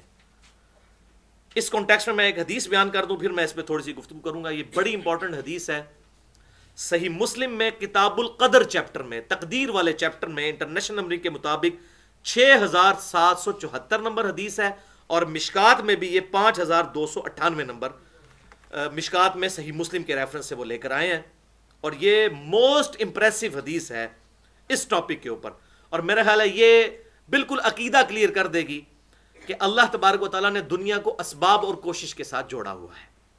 اسی لیے ہمیں حکم ہوا نا وَتَعَاوَنُوا عَلَى الْبِرِّ وَالتَّقْوَى وَلَا تَعَاوَنُوا عَلَى الْإِثْمِ وَالْعُدْوَانِ، نیکی اور پرہیزگاری کے کاموں میں ایک دوسرے کی مدد کرو اور برائی کے کاموں میں نہ کرو۔ تو ایک دوسرے کی مدد کرنی ہے ظاہری اسباب میں۔ لیکن غائب میں پکارنا، دعا کرنا، وہ اللہ تعالیٰ کے ساتھ خاص ہے۔ صحیح مسلم 6774، کتاب القدر تقدیر والا چیپٹر، آپ صلی اللہ علیہ وسلم نے ارشاد فرمایا قوی مؤمن اللہ تعالیٰ کو کمزور مؤمن سے زیادہ محبوب ہے۔ صحت مند جو مومن ہے وہ اللہ تعالیٰ کو کمزور مومن سے زیادہ محبوب ہے۔ ظاہر صحت مند ہوگا تو دعوت و تبلیغ کا بھی کام کرے گا اور باقی کام بھی کرے گا۔ جو بیچارہ کمزور ہے، ٹھیک ہے، اور اس نے اپنی حالت ہی خود غیر کی ہوئی ہے، تو وہ آگے دین کا کام کیا کرے گا؟ لیکن سب ہی میں خیر ہے، یہ بھی کور کر دیا کہ ہو سکتا ہے کسی پہ مفلسی اللہ تعالیٰ کی طرف سے ایسا معاملہ ہو کہ بیچارے کا لیونگ سٹینڈرڈ جو ہے وہ اس طرح کا ہے، لیکن کوشش انسان اپنی صحت کو اچھا رکھنے کی، اپنے مالی حالات بہتر کرنے کی کوشش ضرور کرے۔ اس کی طرف اشارہ ہے کہ قوی مؤمن اللہ تعالیٰ کو کمزور سے بڑھ کر محبوب ہے۔ ہمارے الٹے کنسیپٹ، ہم کہتے ہیں جو ننگا پیر ہے، جو ننگا پھر رہا ہے، یہ کوئی شاید اللہ تعالیٰ کا ولی ہے، ایسا نہیں۔ پھر آپ صلی اللہ علیہ وسلم نے، حضرت ابو ہریرہ کہتے ہیں مجھے نصیحت فرمائی، یہ نصیحت سننے سے تعلق رکھتی ہے، میں اس کے عربی الفاظ پڑھنے لگا ہوں۔ احرص علی ما ینفعک، اے ابو ہریرہ اپنی پوری کوشش کر ہر اس چیز کے حصول کے لیے جو تجھے نفع دے، حرص کی حد تک پورا زور لگانا ہے۔ یہ نہیں ہے وہ پیپروں میں پڑھتے ہیں آ کے پورا سال پڑھتے نہیں، کہتے نہیں دعا کرو پاس ہو جائیں گے، اسلام نہیں اس کو مانتا۔ اسلام کہتا ہے پوری کوشش کرو۔ ایک بندہ ہڈ حرام ہو چکا ہوا ہے اور وہ کہتا ہے جی میرا وہ کاروبار سیٹ نہیں ہوتا، اور حالت یہ ہے کہ اس کو ٹائم دینے کے لیے کاروبار کو تیار ہی نہیں ہے، نوکری پہ ٹائم پہ جانے کے لیے تیار نہیں ہے۔ بالکل الٹ باتیں ہیں، یہ دیکھ لیں ہمارے سوچ اور گمان سے، لیکن بالکل فٹ ان بیٹھتی ہیں انسانیت کے اعتبار سے۔ یہ ریلیجن آپ ایک غیر مسلم کو پیش کر سکتے ہیں۔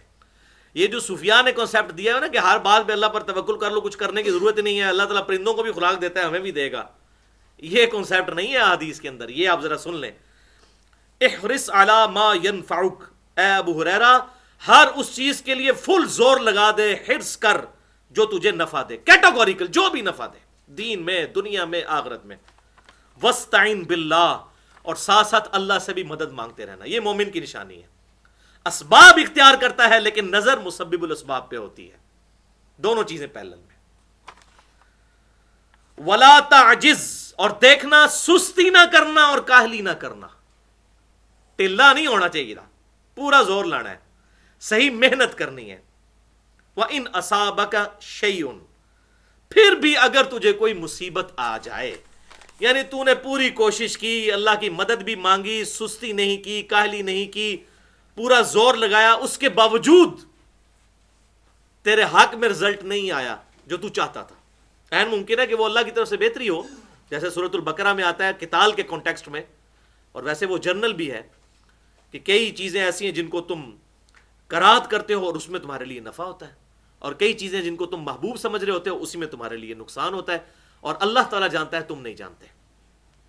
تو جب تمہیں تکلیف آئے گی پوری کوشش کرنے کے بعد، فلا تقل لو انی فعلت کان کذا و کذا، اور یہ پھر مت کہنا کہ اگر میں یہ کر لیتا تو یہ ہو جاتا، ٹھیک ہے نا؟ یہ اکثر لوگ ہوتے ہیں نا بعد میں پھر اس طرح کی باتیں کرنا شروع کر دیتے ہیں۔ پلاننگ کرنا الگ چیز ہے، لیکن اپنی طرف سے ہر اعتبار سے صحیح کیا، اس کے باوجود رزلٹ حق میں نہ آیا، جو سیدنا علی کا قول ہے کہ میں نے ارادوں کے ٹوٹنے سے اپنے رب کو پہچانا ہے، تو یہ نہ کہنا کہ میں یہ کر لیتا تو یہ ہو جاتا۔ ولیکن قل قدر اللہ ما شاء فعل، بلکہ یہ کہنا جو اللہ نے میری تقدیر میں بہتر سمجھا وہ میرے ساتھ کر دیا، یہ کہہ دینا۔ اس کے بغیر تو انسان زندگی گزار ہی نہیں سکتا، رو رو کے مر جائے گا غم سے، کس چیز کا غم کھائے گا۔ فَإِنَّ لَوْ تَفْتَحُ عَمَلَ الشَّيْطَانِ، بے شک لو یعنی کاش میں یہ ہوتا تو یہ کر لیتا، یہ کر لیتا تو یہ کر لیتا، یہ شیطان کا دروازہ کھول دیتا ہے۔ کاش نہیں، پوری اس وقت کوشش کی، اس کے بعد کہ جو اللہ کی مرضی۔ اِنَّا لِلَّهِ وَإِنَّا إِلَيْهِ راجعون۔ تو اس میں یہ جو ہمارے خصوصاً تبلیغی جماعت کے بھائی ہیں ان میں یہ بڑی بیماری پائی جاتی ہے، کیونکہ میں ساری جماعتوں کے ساتھ رہا ہوں، میں نے ان کو بڑے کلوز دیکھا، ریونڈ بھی گیا، ان کے اندر ایک بیماری ہے کہ وہ اسباب کی بڑی نفی کرتے ہیں۔ اللہ سے ہوتا ہے، اللہ کے غیر سے نہیں ہوتا، بالکل ٹھیک ہے، لیکن وہ کہتے ہیں دیکھیں جی اللہ تعالیٰ چاہے تو پانی سے پیاس نہ بجھے، تو کس کا انکار ہے؟ لیکن دنیا میں اللہ نے رول یہی بنایا کہ پانی سے پیاس بجھے گی۔ آگ ایک دفعہ ابراہیم علیہ السلام کے لیے ٹھنڈی ہوئی ہے نا، آپ ذرا بسم اللہ پڑھ کے آگ میں چھلانگ لگائیں، انشاءاللہ ضرور جلیں گے، کیونکہ اللہ تعالیٰ نے آپ کو گارنٹی نہیں دی ہوئی ہے. ایسے ہو نہیں سکتا، نہ کہیں قرآن میں لکھا ہوا ہے نہ کہیں حدیث میں کہ بسم اللہ پڑھ کے تو بجلی کے ساکٹ میں 2 انگلیاں داخل کر رہے ہیں تو کرنٹ نہیں لگے گی. انشاءاللہ ضرور لگے گی. سردیوں میں ننگے پاؤں زمین پہ پھریں گے، انشاءاللہ ضرور ٹھنڈ لگے گی، کیونکہ یہ دنیا فزیکل فینومینا آف نیچر کے ساتھ اللہ نے جوڑی ہوئی ہے. تو اسباب کی تو نفی نہیں ہونی. یہ معجزات کبھی کبھار اللہ تعالیٰ کرتا ہے. اچھا جی، وہ اللہ تعالیٰ نے جو ہے وہ سمندر پھاڑ دیا موسیٰ علیہ السلام کے لیے، تو لہٰذا ہم کشتی کی ضرورت نہیں، بسم اللہ پڑھ کے دریا میں انشاءاللہ آپ ضرور ڈوب جائیں گے، کیونکہ اللہ نے دنیا اسباب کے ساتھ جوڑی ہوئی ہے. اچھا، اگر کسی کو یہ بات نہ سمجھ آئے تو پھر کیا چیز دی جاتی ہے اسے آزمے کے لیے؟ پکی، یعنی الزامی جواب، فلسفیکل آنسر، اینٹی وینم. نہیں کچھ بھی نہ سمجھ آ رہا تو اب ان کو کہیں کہ پھر آپ لوگوں کو یہ بھی کہا جائے کریں، مولویوں کو خصوصاً، کیونکہ یہ زیادہ تر اسی طبقے میں اٹھتے بیٹھتے ہیں نا، ان کو کہا کریں کہ شادی کرنے کی کوئی ضرورت نہیں، اللہ تعالیٰ چاہیں گے تو سیدہ مریم کو بھی بغیر شادی کے اولاد دے دی، آپ کو بھی دے دیں گے. اے نہیں یہ کہندے، ایتھے نہیں یہ اسباب دی نفی کرتے. اسباب کی نبی میں وہ ابراہیم علیہ السلام کے لیے آگ ٹھنڈی ہو گئی اور موسیٰ علیہ السلام کے لیے دریا پھٹ گیا، تو یہ بھی تو ہوا ہے نا کہ سیدہ مریم کو بغیر شادی کے اللہ تعالیٰ نے اولاد دے دی ہوئی ہے. تو آپ بھی پھر یہ کہا کریں شادی کی کوئی ضرورت نہیں ہے، اللہ تعالیٰ چاہے تو بغیر شادی کے بھی اولاد نہیں کہیں گے نہیں جی وہ تو سنت ہے. تو یہ بھی تو سنت ہے، اسباب کو اختیار کرنا بھی تو سنت ہے. آپ صلی اللہ علیہ وسلم تجارت نہیں کرتے رہے؟ آپ صلی اللہ علیہ وسلم اور آپ کے صحابہ کرام علیہ رضوان کو اگر آپ پڑھ کے دیکھیں کس طرح وہ ایفرٹ کرتے رہے. سیدنا علی رضی اللہ عنہ کے بارے میں آتا ہے کنویں کھودا کرتے تھے، ٹھیک ہے، اس سے اپنی گزر بسر کرتے تھے. اسی طریقے سے مختلف اصحاب، عبد الرحمن بن عوف رضی اللہ تعالیٰ عنہ، دودھ دہی کی ان کی دکان تھی، اللہ نے اس میں برکت دی. تو سب کے سب لوگ اسباب، زمین میں ہل چلایا کرتے تھے کتنے صحابہ، تو ان سے زیادہ توکل کس کا تھا؟ اللہ پر. اسباب کی نفی کرنا، یہ جو تصوف کے اللہ تعالیٰ کی محبت میں ایگزیجریشن اور غلو ہوا ہے کہ اسباب کی نفی کرو، اللہ تعالیٰ چاہے تو کھلا سکتا ہے، اور پھر اس کا رزلٹ یہ ہوتا ہے یہ لوگ تبلیغ کے لیے 4 مہینے 1 سال کے لیے نکل جاتے ہیں، اور پیچھے نہ بیوی بچوں کی وہ حالت ہوتی ہے، بری حالت ہوئی ہوتی ہے، اور پھر اس کی وجہ سے پورا خاندان جو ہے وہ ریلیجن سے متنفر ہو جاتا ہے. یہ نقصان ہوتا ہے اس کا، ریلیجن سے متنفر ہو جاتا ہے. 1 سال کے لیے تو کسی کو اجازت ہی نہیں ہے اس طریقے سے وہ چھوڑ کے بیوی کو چلا جائے، اسلام میں تو اس کی اجازت نہیں ہے. زیادہ سے زیادہ حضرت عمر سے ملتا ہے 4 مہینے، وہ بھی زیادہ ایز اے لاسٹ ریزارٹ، ورنہ 1 مہینے سے زیادہ نہیں. جانا ہے ساتھ لے کے جائیں، سال کے لیے جا رہے ہیں جماعت میں، بیوی کو ساتھ لے کے جائیں پھر. اور پھر اس قسم کی پھر بری خبریں بھی سننے کو ملتی ہیں پیچھے سے، اور بڑے معاملات خراب ہوتے ہیں. اور پھر وہ یہ ہوتا ہے کہ ان کے گھر کے حالات بھی اپنے خود ریلیجس نہیں رہتے، کیونکہ وہ دوسروں کو تبلیغ کر رہے ہوتے ہیں لیکن گھر کے اوپر ان کی تبلیغ نہیں ہوتی ہے، کیونکہ گھر میں رہتے جو نہیں ہیں. تو یہ اسباب کی نفی جو ہے اس حوالے سے میں نے اس کے لیے پکی بھی دے دی انشاءاللہ تعالی. امید ہے کہ اگر کسی کو اس طرح بات سمجھ نہ آئی کتاب و سنت کی، اگر کوئی نہیں سمجھنا چاہے، ویسے تو مسلمان کے لیے تو سمجھنا وطان ہے، سنا اور مان لیا، لیکن یہ پھر ایز اے لاسٹ ریزارٹ میں نے یہ آخری بات بھی اس حوالے سے کر دی.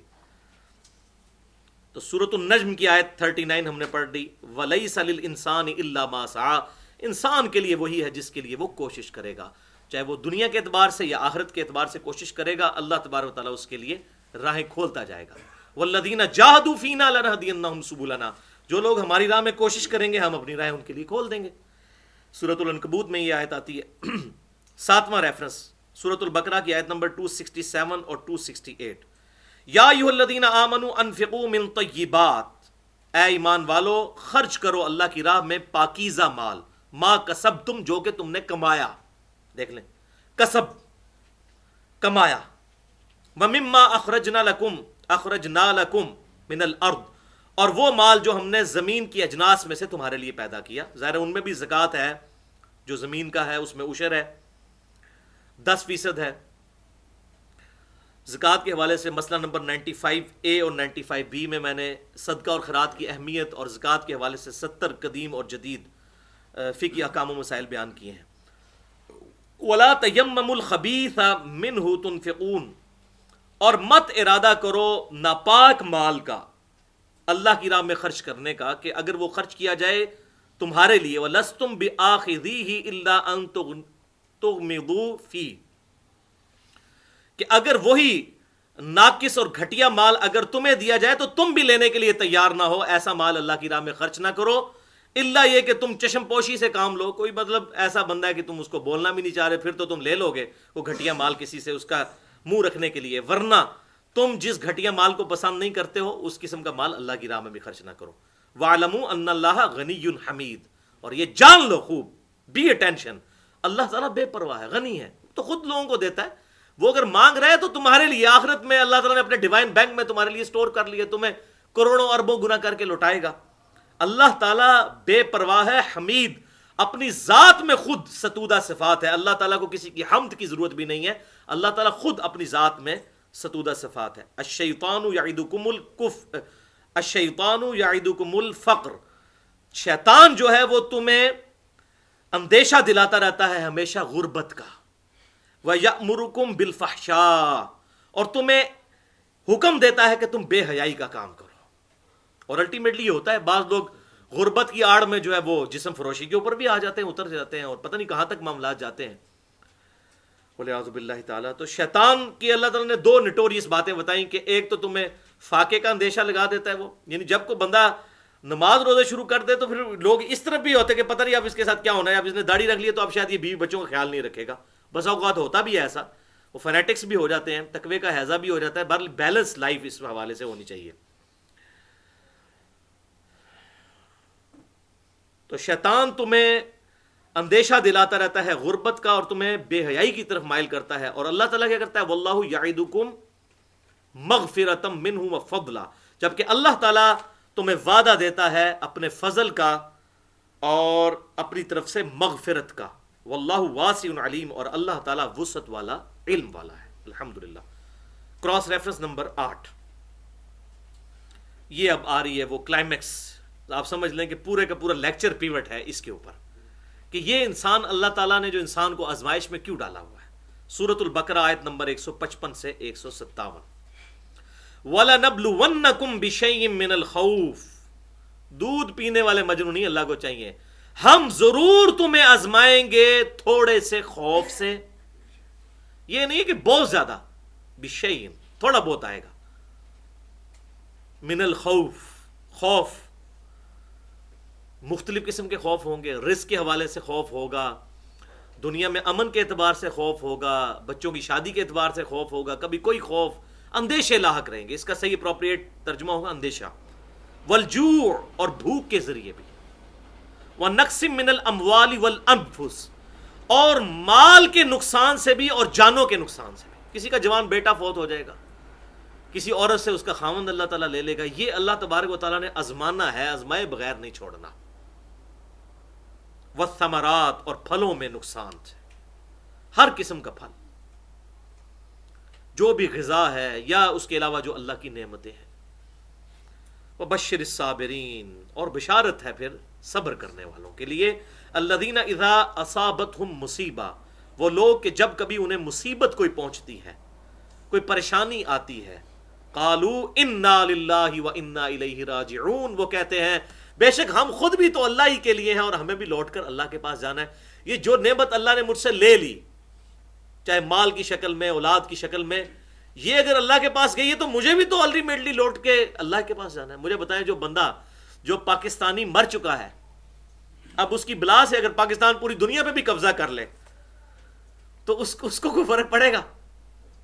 مرنے والے کے لیے تو دنیا ختم ہو چکی، اس کے لیے تو دنیا میں کوئی، پاکستان وہ ہاکی کا ورلڈ کپ بھی جیت لے، کرکٹ کا بھی جیت لے، سنوکر کا بھی جیت دے، اس کو کیا فرق پڑتا ہے جو دنیا سے جا چکا ہے؟ ٹھیک ہے نا؟ اور جو دنیا میں تو کسی نے رہنا ہی نہیں، ہم خود بھی اللہ ہی کے لیے ہیں، ہماری چیزیں اگر اللہ نے لے لی تو ہم نے بھی تو اللہ کی طرف لوٹ کر جانا ہے۔ اولئک علیہم صلوات من ربہم، اور یہ پھر اللہ تعالیٰ کی طرف سے ایک سلوگن بھی ہے مسلمانوں کے لیے، جب بھی کوئی صدمے کی خبر سنے تو انا للہ و انا الیہ راجعون پڑھیں۔ اولئک علیہم صلوات من ربہم، ایسے صابروں کے لیے اللہ تعالیٰ کی طرف سے رحمت ہے، درود ہے ایسے صابروں پر ان کے رب کی طرف سے، ورحمہ، اور رحمت ہے، واولئک هم المہتدون، اور یہی ہیں دراصل ہدایت یافتہ لوگ۔ ہدایت پہ اگر کوئی لوگ ہیں تو یہ لوگ ہیں جو صبر کرنے والے ہیں، اللہ تعالیٰ نے آزمائے بغیر نہیں چھوڑنا، یہ اللہ کی سنت ہے۔ تو رزق میں جو اس قسم کے نقصانات اللہ کی طرف سے آتے ہیں اس پہ صبر کرنا چاہیے، اور اللہ تعالیٰ سے رزق میں برکت مانگنی چاہیے، بجائے رزق میں فراوانی کے برکت ہو، تھوڑا رزق ہو اس میں اگر برکت ہو، کروڑوں اربوں کوئی کمائے اور وہ اسی طریقے سے نکل جائے، گھر میں کوئی ایسا بندہ بیمار ہے جس پہ لاکھوں روپیہ بیماری پہ لگ گیا، پھر مفلس کا مفلس. اسی طریقے سے لوگ حرام طریقے سے مال کماتے ہیں اور پھر وہ حرام طریقے پہ نکل بھی جاتا ہے, پتہ ہی نہیں چلتا کہاں نکل گیا. تو اللہ تعالیٰ کی طرف سے بیماری نہ آنا اور تھوڑی سی رزق پہ برکت ہونا یہ بہت بڑی. اب کسی کی اگر مہینے کی انکم 20,000 روپیہ ہے, اگر اس پہ 20,000 روپے کی بیماریاں آ جائیں تو کہاں سے پوری کرے گا؟ اور اگر کسی مہینے بیماری نہیں آئی ہے تو وہ 20,000 تو اس کو بھی گنے نا, اور لاکھوں روپے کی بیماری بھی آ سکتی ہے. اللہ تعالیٰ کی طرف سے برکت. اور پھر جو رزق اللہ نے مقرر کیا وہ ملنا ہے. کتنے امیر لوگ ہیں جو بریانی نہیں کھا سکتے, چنا چاٹ نہیں کھا سکتے, ٹوسٹ کے ساتھ 2 وقت وہ 2 ٹوسٹ صبح لیتے ہیں 2 شام کو لیتے ہیں. اب اتنے وہ ان کے پاس ڈالرز موجود ہیں, پاؤنڈ موجود ہیں, لیکن وہ کھا نہیں سکتے ان کو. اور پھر اگر کوئی کھا بھی سکتا ہے آزادانہ, کوئی کھا ہی نہیں سکتا. اتنی سیکیورٹیز لگی ہوئی ہوتی ہیں بیچارے جو یہ امیر لوگ, خصوصاً ہمارے کلچر کے اندر تو بڑا مشکل ہے. اور میں کہتا ہوں یار وہ امن والے ملک دیکھیں آپ, بل گیٹس دنیا کا امیر ترین انسان ہے لیکن اسی طریقے سے فٹ پاتھ پہ چلتا ہے, اسے کوئی نہیں ہے. اتنی عمارت یہاں کسی کے پاس ہو تو اسے اپنے کمرے میں بھی 10 باڈی گارڈ رکھنے پڑے. یہ اس ملک کی حالت ہو چکی ہوئی ہے. صرف یہ ہے کہ, اور یہ یاد رکھیے گا, جن قوموں میں انصاف ہوتا ہے وہ قومیں ایگزسٹ کر جاتی ہیں دنیا کے اعتبار سے. اللہ تعالیٰ ان کو امن دے دیتا ہے چاہے ان میں ریلیجن نہ بھی ہو. لیکن جن قوموں میں انصاف نہیں ہوتا چاہے ریلیجن بھی ہو, وہاں پر کبھی امن نہیں آ سکتا. یہ بڑی کانٹے کی بات ہے. بل یہ علیحدہ سے ٹاپک ہے, کبھی موقع ملا انشاءاللہ بیان کروں گا. یہاں میں ایک حدیث ضرور بیان کر دوں. صحیح مسلم میں انٹرنیشنل نمبر کے مطابق 7157 کہ یہ ساری کی ساری تکلیفیں دنیا کی زندگی تک کے لیے ہیں. کہ آپ صلی اللہ علیہ وسلم نے فرمایا جب جنتی جنت میں داخل ہوں گے تو 4 باتیں اللہ کی طرف سے انہیں کہی جائیں گی. نمبر 1, جنتیوں تمہیں مبارک ہو, تم ہمیشہ صحت مند رہو گے, کبھی بیمار نہیں پڑو گے. نمبر 2, تم ہمیشہ زندہ رہو گے, کبھی نہیں مرو گے. نمبر 3, تم ہمیشہ جوان رہو گے, کبھی بوڑھے نہیں ہوگے.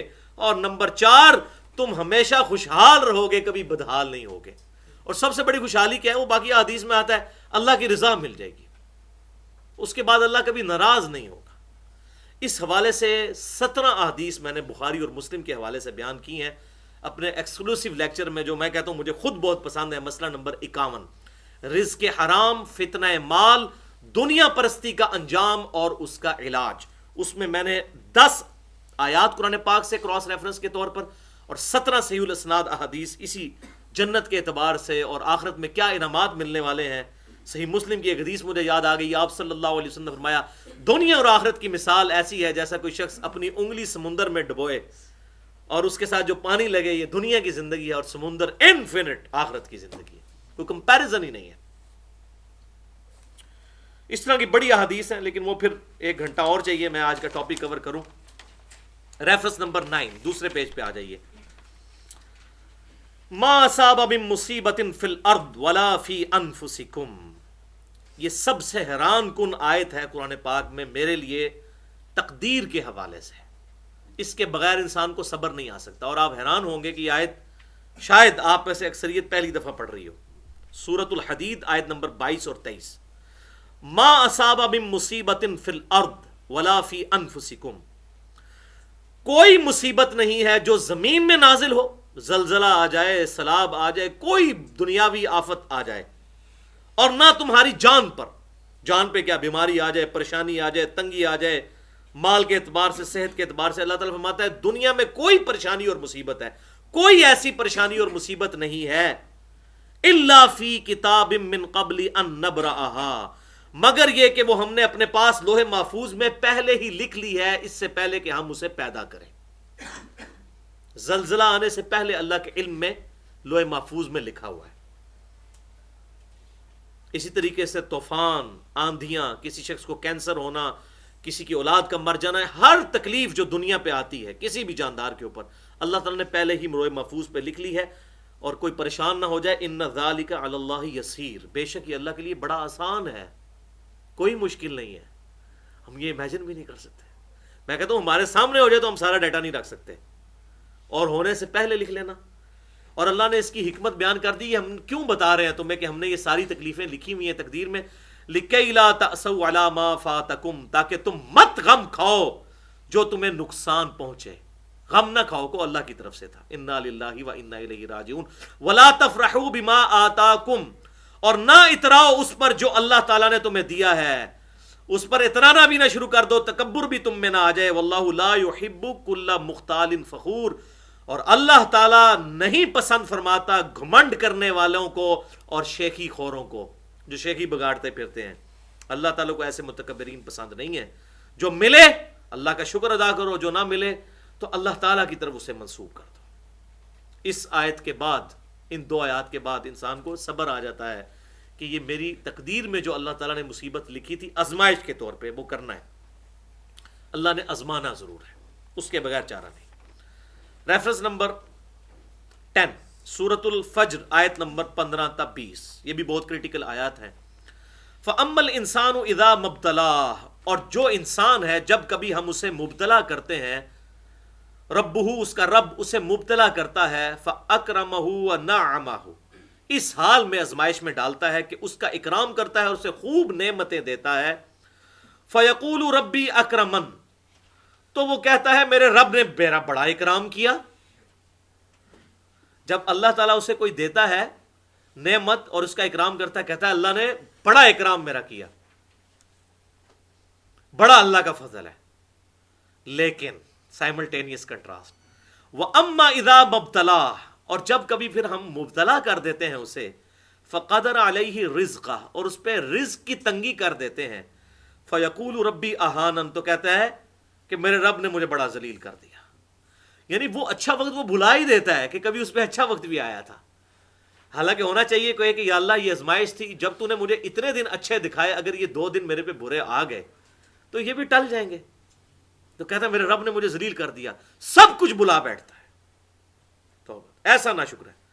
کلا بل لا تکرمون الیتیم، نہیں بلکہ تمہارا اپنا حال یہ ہے کہ تم خود تو یتیم کا اکرام نہیں کرتے. ولا تحاضون علی طعام المسکین، اور اتنا کچھ دیے جانے کے باوجود تم مسکین کو کھانا کھلانے کی ترغیب نہیں دلاتے. کسی کو نہیں کہتے کہ مسکین کو کھانا کھلاؤ، ترغیب کیوں دلائیں؟ یہ بڑا ٹیکنیکل پوائنٹ ہے. اگر کوئی شخص کہے گا کہ بھائی غریبوں کو کھلاؤ تو لوگ کہیں گے جناب تہاڈے کول تے اتنا کچھ ہے، تسی بھی تے اللہ دی راہ کو جیب ڈھیلی کرو نا. تو اس لیے پھر لوگوں کو بھی وہ ترغیب نہیں دلاتے کہ کوئی اپنے اوپر ہی نہ فتوا لگ جائے. پھر لوگوں کو ایسے لوگ پتہ کہتے ہیں جناب دیکھو کالا سبھی کو سنبھال کے رکھو، سب کچھ نہ دے دینا. یہ اس طرح کے آپ کو لوگ نا، اس طرح کنجوس قسم کے لوگ جو ہیں، ٹھیک ہے بہت زیادہ بھی نہیں خرچ کرنا، لیکن یہ کنجوس لوگ لوگوں کو بھی کنجوسی کی طرف مائل کرتے ہیں. وہ اس لیے کر رہے ہوتے ہیں کہ ہم سے نہ کوئی ڈیمانڈ کر لے کہ بھئی آپ اللہ کی راہ میں خرچ کریں، اتنا آپ کو اللہ نے دیا ہے. وہ پہلے ہی لوگوں کو پریمپٹیو حق شفا کے طور پہ کہہ رہے ہیں دیکھو جناب ذرا تک سن کے چلنا چاہیے تاکہ جناب ساڑھی بچت ہو جائے. تو اللہ تعالیٰ فرماتا ہے کہ یہ ترغیب نہیں دلاتے مسکین کو کھانا کھلانے کی. وَتَأْكُلُونَ التُّرَاثَ أَكْلًا لَمًّا، اور اپنا حال یہ ہے کہ وراثت میں سے سب کچھ ہی ہڑپ کر جاتے ہیں جہاں کہیں ان کو موقع ملتا ہے. اور نظر آتا ہے مطلب داڑھیوں والے، نمازوں والے، بھائی مر گیا بھتیجوں کی جداد پہ قبضہ کر لیتے ہیں اور دیتے بھی نہیں ہیں. دیکھیں اللہ تعالیٰ فرمایا وَتَأْكُلُونَ التُّرَاثَ أَكْلًا لَمًّا، تم وراثت کا مال ہڑپ کر جاتے ہو، سارے کا سارا چٹم کر جاتے ہو. وَتُحِبُّونَ الْمَالَ حُبًّا جَمًّا، اور تم مال سے محبت کرتے ہو خوب جم کر.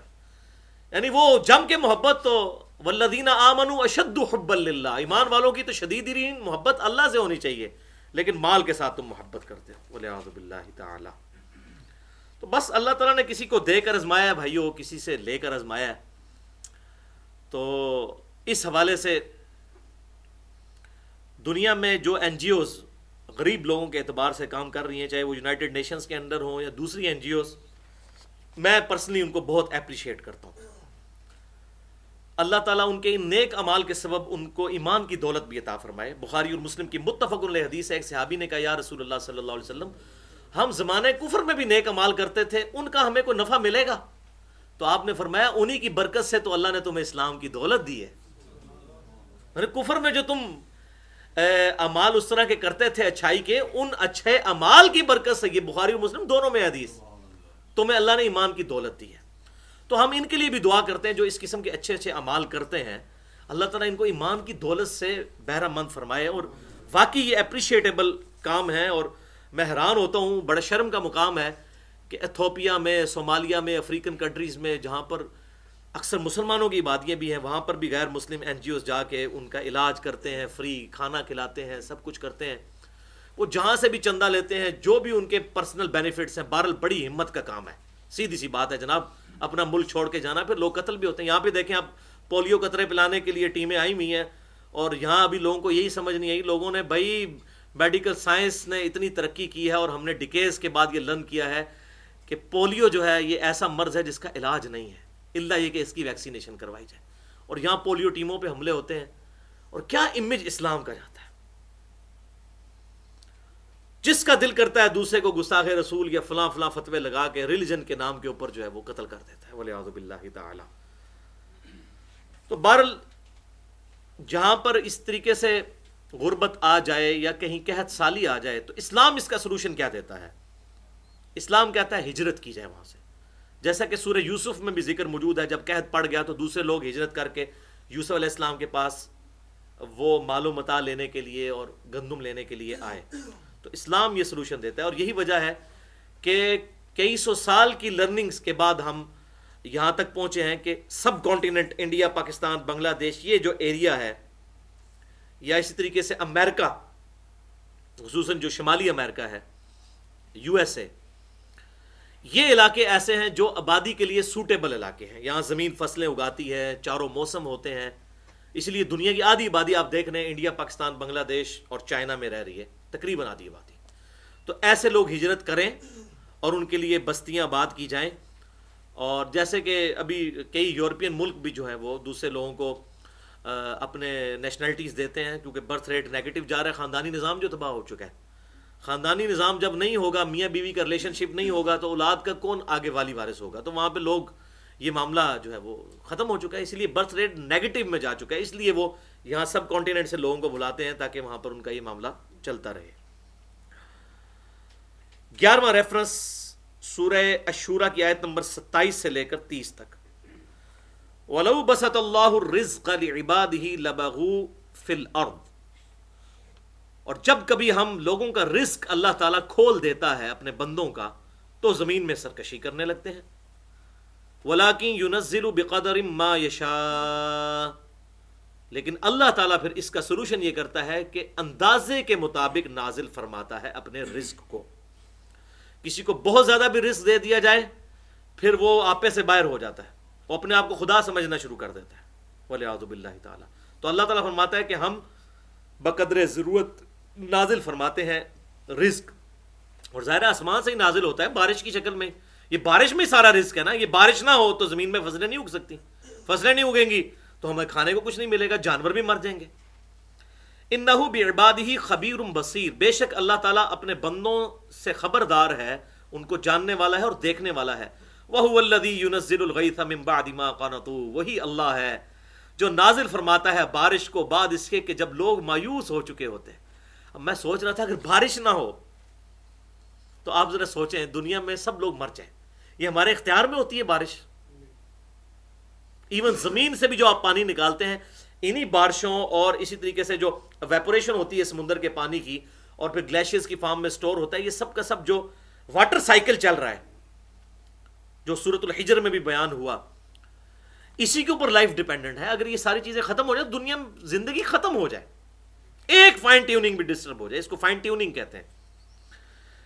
وہی اللہ ہے جو بندوں کے مایوس ہونے کے بعد بارش نازل فرماتا ہے، وَيَنشُرُ رَحْمَةَ، اور وہ اپنی رحمت پھیلاتا ہے، وَهُوَ الْوَلِيُّ الْحَمِيدُ، اور وہی لوگوں کے کام بنانے والا ہے، لیکن اپنی ذات میں خود ستودہ صفات ہے، لوگوں کی حمد کی اسے حاجت نہیں، لیکن لوگوں کو ضرور حاجت ہے، نہیں کریں گے تو پھر اللہ تعالیٰ کے غضب کا مقام ہے، اور اگر اللہ کی فرما برداری کریں گے پھر اس کی رحمت کا مقام۔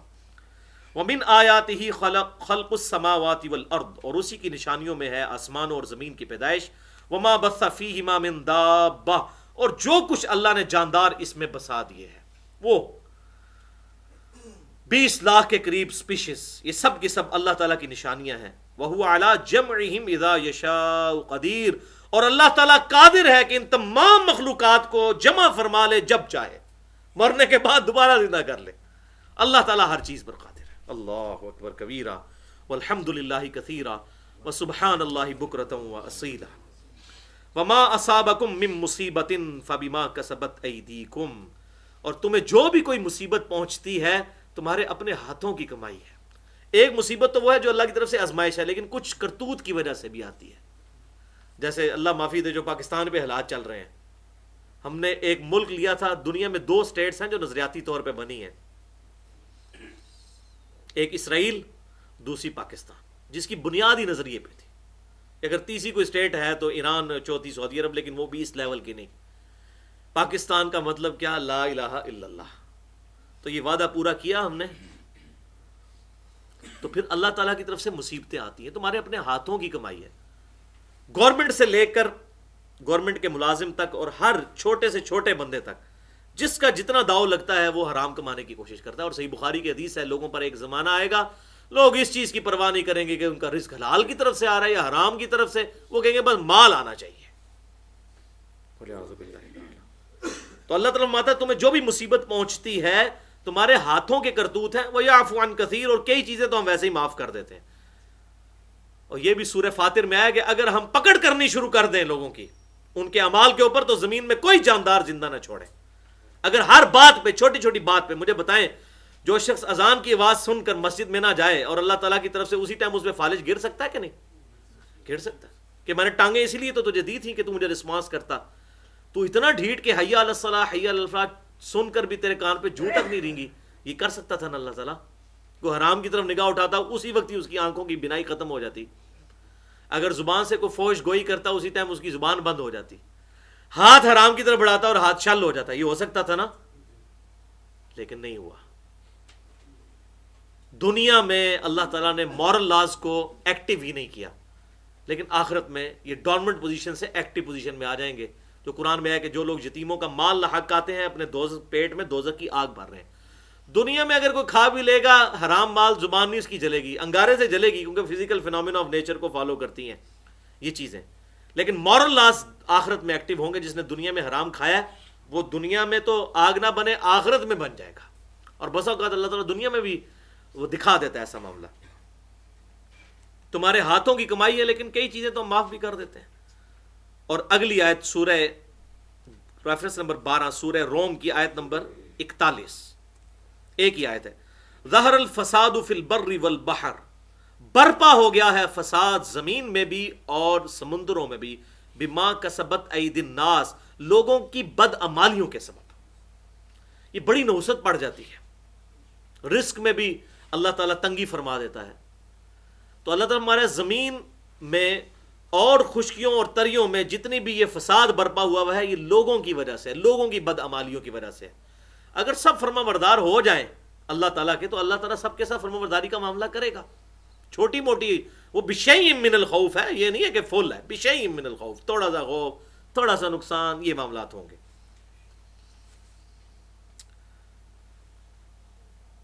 لِيُذِيقَهُمْ بَعْضَ الَّذِي عَمِلُوا، تو یہ جو دنیا کے اندر فساد برپا ہو گیا ہے کہ کوئی کسی کو قتل کر رہا ہے، کوئی کسی کو مار رہا ہے، تو اللہ تعالیٰ فرما رہا ہے یہ ہم نے ایک ذریعہ ایسا بنا دیا ہے کہ لوگ ایک دوسرے کو ان کے اعمال کا مزہ چکھائیں. سب نے برائیاں کی ہوئی ہیں نا، ایک برائی سے دوسری برائی کو مزہ چکھایا جائے. لَعَلَّهُمْ يَرْجِعُونَ، تاکہ وہ ہماری طرف لوٹ آئیں. مصیبت کے بعد انسان اللہ کی طرف لوٹتا ہے. اللہ تعالیٰ فرماتا ہے دنیا میں یہ تکلیفیں اس لیے رکھیں کہ تم ہماری طرف لوٹ آؤ. سورہ سجدہ میں بھی آیا یہ تکلیفیں اس لیے ہیں تاکہ ہماری طرف، کیونکہ تکلیف میں انسان اللہ تعالیٰ کو یاد کرتا ہے. ورنہ یقین کریں اگر انسان کی زندگی سموتھ ہو جائے نا بالکل، تو انسان پھر یہی سمجھنے لگتا ہے کہ سب کچھ میری وجہ سے ہی چل رہا ہے.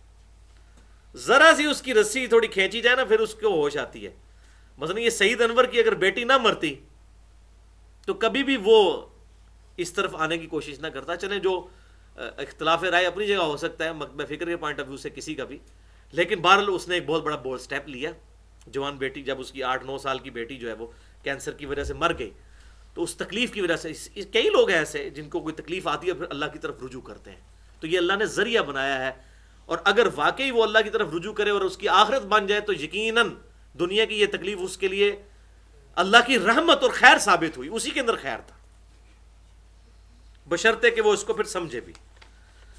اللہ اکبر. ریفرنس نمبر 13 یہ ہے جناب مشہور ترین سورت التکاثر. پوری سورت پارہ نمبر 30 میں الہاکم التکاثر، تمہیں ہلاک کر دیا مال کی کثرت نے، مال مال مال، حتی زرتم المقابر، یہاں تک کہ تم نے قبروں کا منہ جا دیکھا، تب بھی مال کی ہرس ختم نہیں ہوئی۔ اب اس پہ کئی احادیث ہیں، میں آج کوٹ نہیں کر سکتا، بخاری اور مسلم سے، مسئلہ نمبر 51 میں نے کوٹ کی ہیں۔ کلا سوف تعلمون، کیوں نہیں، ان قریب تم جان جاؤ گے، ثم کلا سوف تعلمون، پھر تم ان قریب جان جاؤ گے، کلا لو تعلمون علم الیقین، کاش تم دنیا ہی میں یہ یقین کی حد تک علم حاصل کر لیتے، لیکن آخرت میں تو ہونا ہے، لترون الجحیم، ضرور تم دوزخ کو دیکھ کر رہو گے، ثم لترونها عین الیقین، اور پھر تم اسے دیکھو گے اس حال میں کہ تمہیں یقین آ جائے گا کہ واقعی آخرت میں ایسا معاملہ ہونے والا تھا، لیکن اس وقت فائدہ کوئی نہیں۔ ثم لتسألن یومئذ عن النعیم، پھر اس دن ضرور تم سے پوچھا جائے گا جو دنیا میں ہم نے تمہیں نعمتیں دی تھی، ہاتھ دیے تھے، ان کو کن کاموں میں لگایا، میری فرما برداری میں یا میری نافرمانی میں، آنکھوں کو فرما برداری میں لگایا یا نافرمانی میں، پیٹ کو، زبان کو، ہر عضو کو ایک ایک چیز کا حساب دینا۔ وَمَن يَعْمَلْ مِثْقَالَ ذَرَّةٍ خَيْرًا يَرَهُ وَمَن يَعْمَلْ مِثْقَالَ ذَرَّةٍ شَرًّا يَرَهُ، خیر ذرہ برابر ہوگی وہ بھی سامنے اللہ تعالیٰ لے آئے گا، اور شر بھی ذرہ بھی کیا ہوگا نا اللہ تعالیٰ سامنے لے آئے گا، وَلِعَاذُ بِاللَّهِ تَعَالَى۔ یہی صورت حضور صلی اللہ علیہ وسلم نے تلاوت فرمائی، صحیح مسلم میں حدیث ہے، انٹرنیشنل نمبر کے مطابق 7420۔ آپ صلی اللہ علیہ وسلم نے یہی صورت تلاوت کی اور کہا کہ انسان کہتا ہے، ابن آدم کہتا ہے، میرا مال میرا مال میرا مال، حالانکہ اے انسان تیرا مال تو وہ ہے جو تو نے کھا کر ہضم کر لیا یا پہن کر بوسیدہ کر لیا، کھانا اوڑھنا ہی ہوتا ہے، اللہ اکبر، یا تیسری چیز آپ نے فرمائی کہ اللہ کی راہ میں صدقہ کر کے آخرت کے لیے محفوظ کر لیا۔ یہ تین تیرے مال ہیں، کون سا؟ دنیا میں کھا پی لیا یا پہن لیا یا آخرت کے لیے سٹور کروا لیا اللہ کی راہ میں خرچ کر کے، یہ تیرا مال ہے۔ اور باقی احادیث میں بخاری اور مسلم میں آتا ہے کہ باقی تو تیرے ورثہ کا مال ہے، اتنا کما بھی لیتے ہیں تو خود سارا مال تو کوئی کھاتا بھی نہیں۔ بخاری اور مسلم کی متفق علیہ حدیث ہے، ابن آدم کے پاس اگر سونے کی 2 وادیاں ہوں تو کہ میرے پاس تیسری بھی ہو، اس کا پیٹ صرف قبر کی مٹی بھرے گی، وَلِعَاذُ بِاللَّهِ تَعَالَى۔ اس طرح کی بہت احادیث موجود ہیں۔ مسئلہ نمبر 51 میں نے 17 احادیث بخاری اور مسلم کے حوالے سے، رزق حرام، فتنہ مال، دنیا پرستی کا انجام اور اس کا علاج۔ Reference number 14۔ بس ہماری اب انشاءاللہ 10-12 منٹ کی گفتگو رہ گئی ہے کیونکہ کور ہو گیا سارا ہی۔ افحسبتم انما خلقناکم عبثا، سورۃ المؤمنون آیت نمبر 115 تا 18۔ کیا تم نے گمان کر لیا کہ ہم نے تمہیں ویسے ہی فضول پیدا فرما دیا ہے؟ وَأَنَّكُمْ إِلَيْنَا لَا تُرْجَعُونَ، اور تمہیں مر کر ہماری طرف لوٹ کر نہیں آنا۔ کیسے سوچ لیا تم نے؟ اللہ، تم دنیا میں تم کوئی فضول کام نہیں کرتے ہو، اللہ تعالیٰ نے تمہیں فضول پیدا کیا ہے۔ فَتَعَالَى اللَّهُ الْمَالِكُ الْحَقِّ، تو بلند و بالا ہے وہ اللہ جو کہ حقیقی مالک ہے۔ لا الہ الا ہو، کوئی معبود نہیں سوائے اس کے، رب العرش الکریم، وہی عرش کریم کا رب ہے۔ اس سے پتہ چلا عرش بھی اللہ کی مخلوق ہے، کیونکہ اللہ نے عرش کے لیے بھی رب کا لفظ استعمال کیا۔ یہ میں اس لیے بتا رہا ہوں کہ بعض ایسے بدعقیدہ بھی آج لوگ موجود ہیں جو عرش کو بھی سمجھتے ہیں کہ شاید وہ ہمیشہ سے ہے، عرش بھی اللہ کی پیدا کی ہوئی مخلوق ہے۔ وَمَن يَدْعُ مَعَ اللَّهِ إِلَٰهًا آخَرَ، اور جو کوئی بھی اللہ کے ساتھ کسی اور الہ کو پکارتا ہے، لا برہان لہ بہ، اور اس کے پاس اس کی کوئی سند موجود نہیں ہے، فإنما حسابہ عند ربی، تو ایسے شخص کا پھر حساب اس کے رب کے حضور ہوگا۔ انہ لا یفلح الکافرون، بے شک اللہ تعالیٰ جان بوجھ کر ناشکری اور کفر کی روش اختیار کرنے والوں کو کبھی فلاح نہیں دیتا۔ وَقُلْ رَبِّ اغْفِرْ وَارْحَمْ وَأَنْتَ خَيْرُ الرَّاحِمِينَ، اور اے محبوب صلی اللہ علیہ وسلم اپنے رب کے حضور دعا کیجئے، اے رب میری مغفرت فرما، مجھ پر رحم فرما، بے شک تو سب سے بڑھ کر رحم فرمانے والا ہے۔ یہ حضور صلی اللہ علیہ وسلم کو حکم ہو رہا ہے۔ بخاری اور مسلم کی متفق علیہ حدیث ہے، آپ صلی اللہ علیہ وسلم نے فرمایا کوئی شخص بھی محض اپنے اعمال کی بنیاد پر جنت میں نہیں جا سکتا۔ ایک صحابی نے بڑی جرت کر کے عرض کیا، اللہ کے رسول کیا آپ بھی؟ تو امام الموحدین نے فرمایا صلی اللہ علیہ وآلہ وسلم، ہاں میں بھی جب تک میرے رب کی رحمت مجھے ڈھانپ نہ لے، میں بھی محض اپنے اعمال کی بنیاد پہ جنت میں داخل نہیں ہو سکتا. یہ ہے بات. تو اعمال بھی اور اللہ کی رحمت کی امید بھی، لیکن یہ پیرلل میں ہے. یہ نہیں ہے کہ خالی سکے جو ہے وہ امید ہی لگائی ہوئی ہے. یہ تو اسی طریقے سے ہے کہ کوئی شخص زمین میں ہل بھی نہ چلائے، بیج بھی نہ بوئے اور کہ رحمت کی بارش آئے گی اور فصل نکلے گی، کبھی بھی نہیں نکلے گی. اعمال کا بیج بوئیں، پھر اللہ کی رحمت کی امید ہو، پھر انشاءاللہ قیامت والے دن ان اعمال کا فائدہ ہوگا انشاءاللہ. 15 ریفرنس سورۃ الطلاق کی آیت نمبر 2 اور 3. اس کانٹیکسٹ میں ایک حدیث بھی ہے لیکن وہ ضعیف نہیں ہے، وہ صحیح نہیں ہے، ضعیف ہے، میں بیان نہیں کرتا. وَمَن يَتَّقِ اللَّهَ يَجْعَل لَّهُ مَخْرَجًا، اور جو کوئی بھی اللہ تعالی کا تقوی اختیار کرے گا تو اللہ تعالیٰ اس کے لیے راہ نجات نکال دے گا، کوئی ایسا اس کے لیے اسباب پیدا فرما دے گا. وَيَرْزُقْهُ مِنْ حَيْثُ لَا يَحْتَسِبُ، اور اسے وہاں سے رزق دے گا جہاں سے اسے گمان بھی نہ ہو. اللہ تعالیٰ چاہے تو کہیں سے بھی رزق کھول سکتا ہے، جسے ہم کہتے ہیں چھپڑ پھاڑ کے دے گا. وَمَن يَتَوَكَّلْ عَلَى اللَّهِ، اور جو کوئی اللہ پر توکل کرے فَهُوَ حَسْبُهُ، تو اللہ اس کے لیے کافی ہے. ان اللہ بالغ امرہ، اللہ تعالیٰ تو اپنا ہر کام پورا کرتا ہے. اللہ تعالیٰ کو تو کوئی پریشانی نہیں ہے، جب جو کام کرنا چاہے وہ پورا کرے گا. قد جعل اللہ لکل شیء قدرا، لیکن بے شک اللہ تعالیٰ نے ہر کام کے لیے کوئی وقت مقرر کر رکھا ہے، کوئی اندازہ مقرر کر رکھا ہے، وہ اپنی مرضی سے کرتا ہے ایسے معاملات. اسی کانٹیکسٹ میں وہ حدیث بھی یاد کر لیں، بخاری اور مسلم کی متفق علیہ حدیث کی. آپ صلی اللہ علیہ وسلم فرض نماز کے بعد یہ دعا مانگا کرتے تھے، اللہم لا مانع لما اعطیت ولا معطی لما منعت. اے اللہ جسے تو عطا کرے اس سے کوئی چھین نہیں سکتا، جسے تو چھین لے اسے کوئی عطا نہیں کر سکتا. ولا ينفع ذا الجد منک الجد، اور کسی بھی شخص کو دنیا میں بڑے سے بڑے شخص کو اس کا عہدہ اور اس کا نسب کوئی فائدہ نہیں پہنچا سکتا. اگلا ریفرنس نمبر 16 سورۃ التغابن کی آیت نمبر 15 اور 16. انما اموالکم واولادکم فتنہ، بے شک تمہارا مال اور تمہاری اولاد تمہارے لیے آزمائش کا ذریعہ ہے، اس کے ذریعے اللہ نے آزمانا ہے تمہیں. واللہ عندہ اجر عظیم، اور یاد رکھنا اللہ کے پاس اجر عظیم ہے. کوئی شخص مال یا اولاد کی محبت میں اللہ کی نافرمانی نہ کر بیٹھے. فاتقوا اللہ، اللہ کا تقوی اختیار کرو. مستطعتم، جہاں تک تمہاری استطاعت ہو پورا زور لگا کے اللہ کا تقوی اختیار کرو. واسمعوا واطیعوا، اور کان کھول کر سنو اور اللہ کی اطاعت کرو. وانفقوا خیرا لانفسکم، اور اللہ کی راہ میں خرچ بھی کیا کرو، یہ وہ بہتر ہے جو تم اپنے لیے رکھو گے، آخرت کے لیے سٹور ہو جائے گا اللہ کے ڈیوائن بینک میں. ومن یوق شح نفسہ، یہ یونیورسل ٹروتھ آ رہا ہے. اور جو کوئی اپنے نفس کی خواہش کی شدت سے بچا لیا گیا، فاولئک هم المفلحون، تو ایسے ہی لوگ ہیں فلاح پانے والے جو نفس کے لالچ سے بچا لیے گئے. یہ لالچ بڑی بری بلا ہے. یہی لالچ انسان کو اللہ کی راہ میں خرچ نہیں کرنے دیتی، کسی غریب کا سہارا نہیں بننے دیتی، کہ اپنے لیے جوڑ کر رکھو. بیلنس رکھیں، یہ بھی نہیں کہ بہت کچھ دیں. سورہ بنی اسرائیل میں آیا کہ نہ اپنا ہاتھ اتنا تنگ کر لو 10 کمانڈمنٹس میں کہ کسی کو کچھ دو ہی نہ، اور نہ اتنا ہی خرچ کر دو کہ خود جو ہے وہ درماندہ ہو کر بیٹھ جاؤ اور جناب بعد میں پچھتاؤ کہ نیکی گلے پہ گئی جنہوں کہتے ہیں. یہ نہیں کہ سب کچھ اللہ کی راہ میں دے دیا، ایسا بھی نہیں. بیلنس.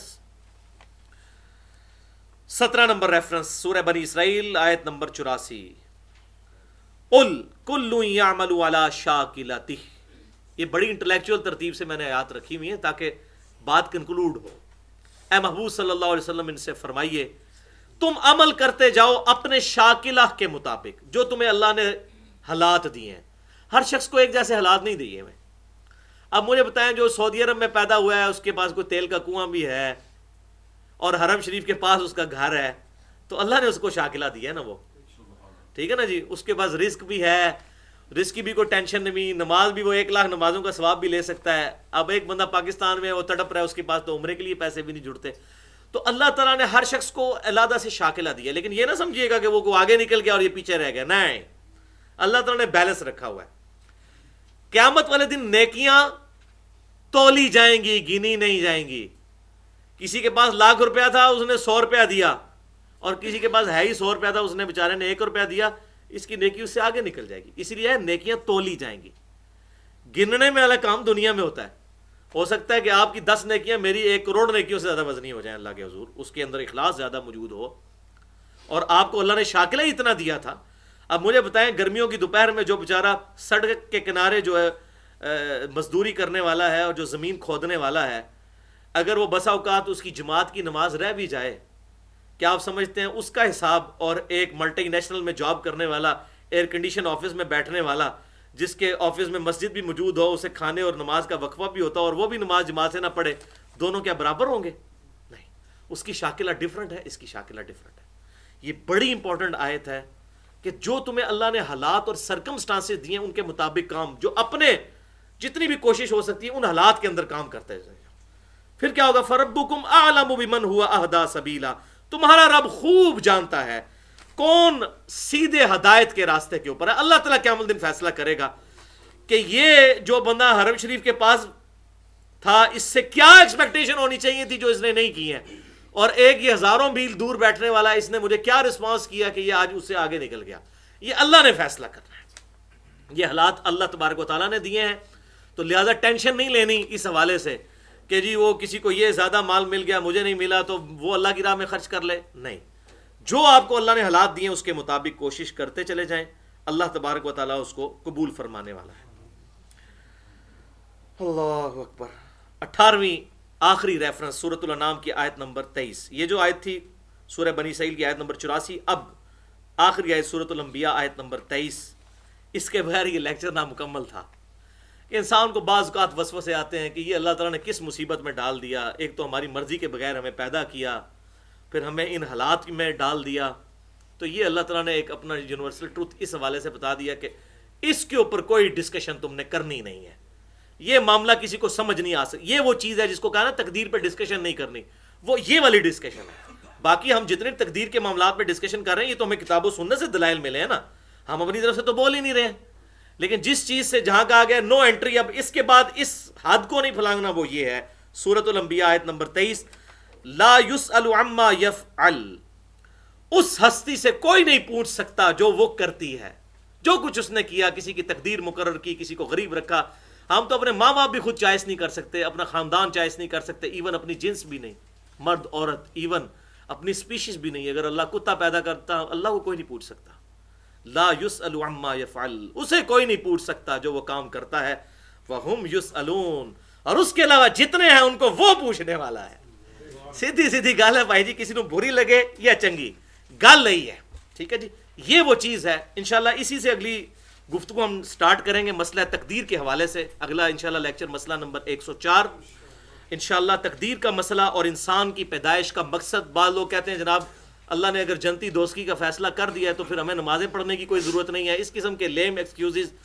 اور مجھے اس حوالے سے پچھلے کئی سالوں میں کتنی ای میلز بھی پوری دنیا سے ریسیو ہوئیں کہ اس ٹاپک کو بھی ایڈریس کیا جائے، ورنہ میں نے پچھلی دفعہ تو یہ ارادہ ہی نہیں تھا میرا کہ میں اتنی ڈیٹیل کروں گا۔ کل میرا ارادہ بنا تو میں نے یہ 2 دن لگا کے بڑی محنت سے یہ آیات تلاش کر کے کراس ریفرنس کے طور پر پیش کی۔ انشاءاللہ اگلا لیکچر بھی اس سے زیادہ انٹرسٹنگ ہوگا اس حوالے سے۔ اللہ تعالیٰ سے دعا ہے جو حق بات میں نے کہی اللہ تعالیٰ ہمارے دلوں میں راسخ فرمائے۔ اگر جذبات میں میرے منہ سے کوئی غلط بات نکل گئی تو اللہ تعالیٰ ہمارے دلوں سے محو کر دے، ہمیں کتاب و سنت کی تعلیمات پر عمل کر کے دوسرے بھائیوں تک پہنچانے کی توفیق عطا فرمائے۔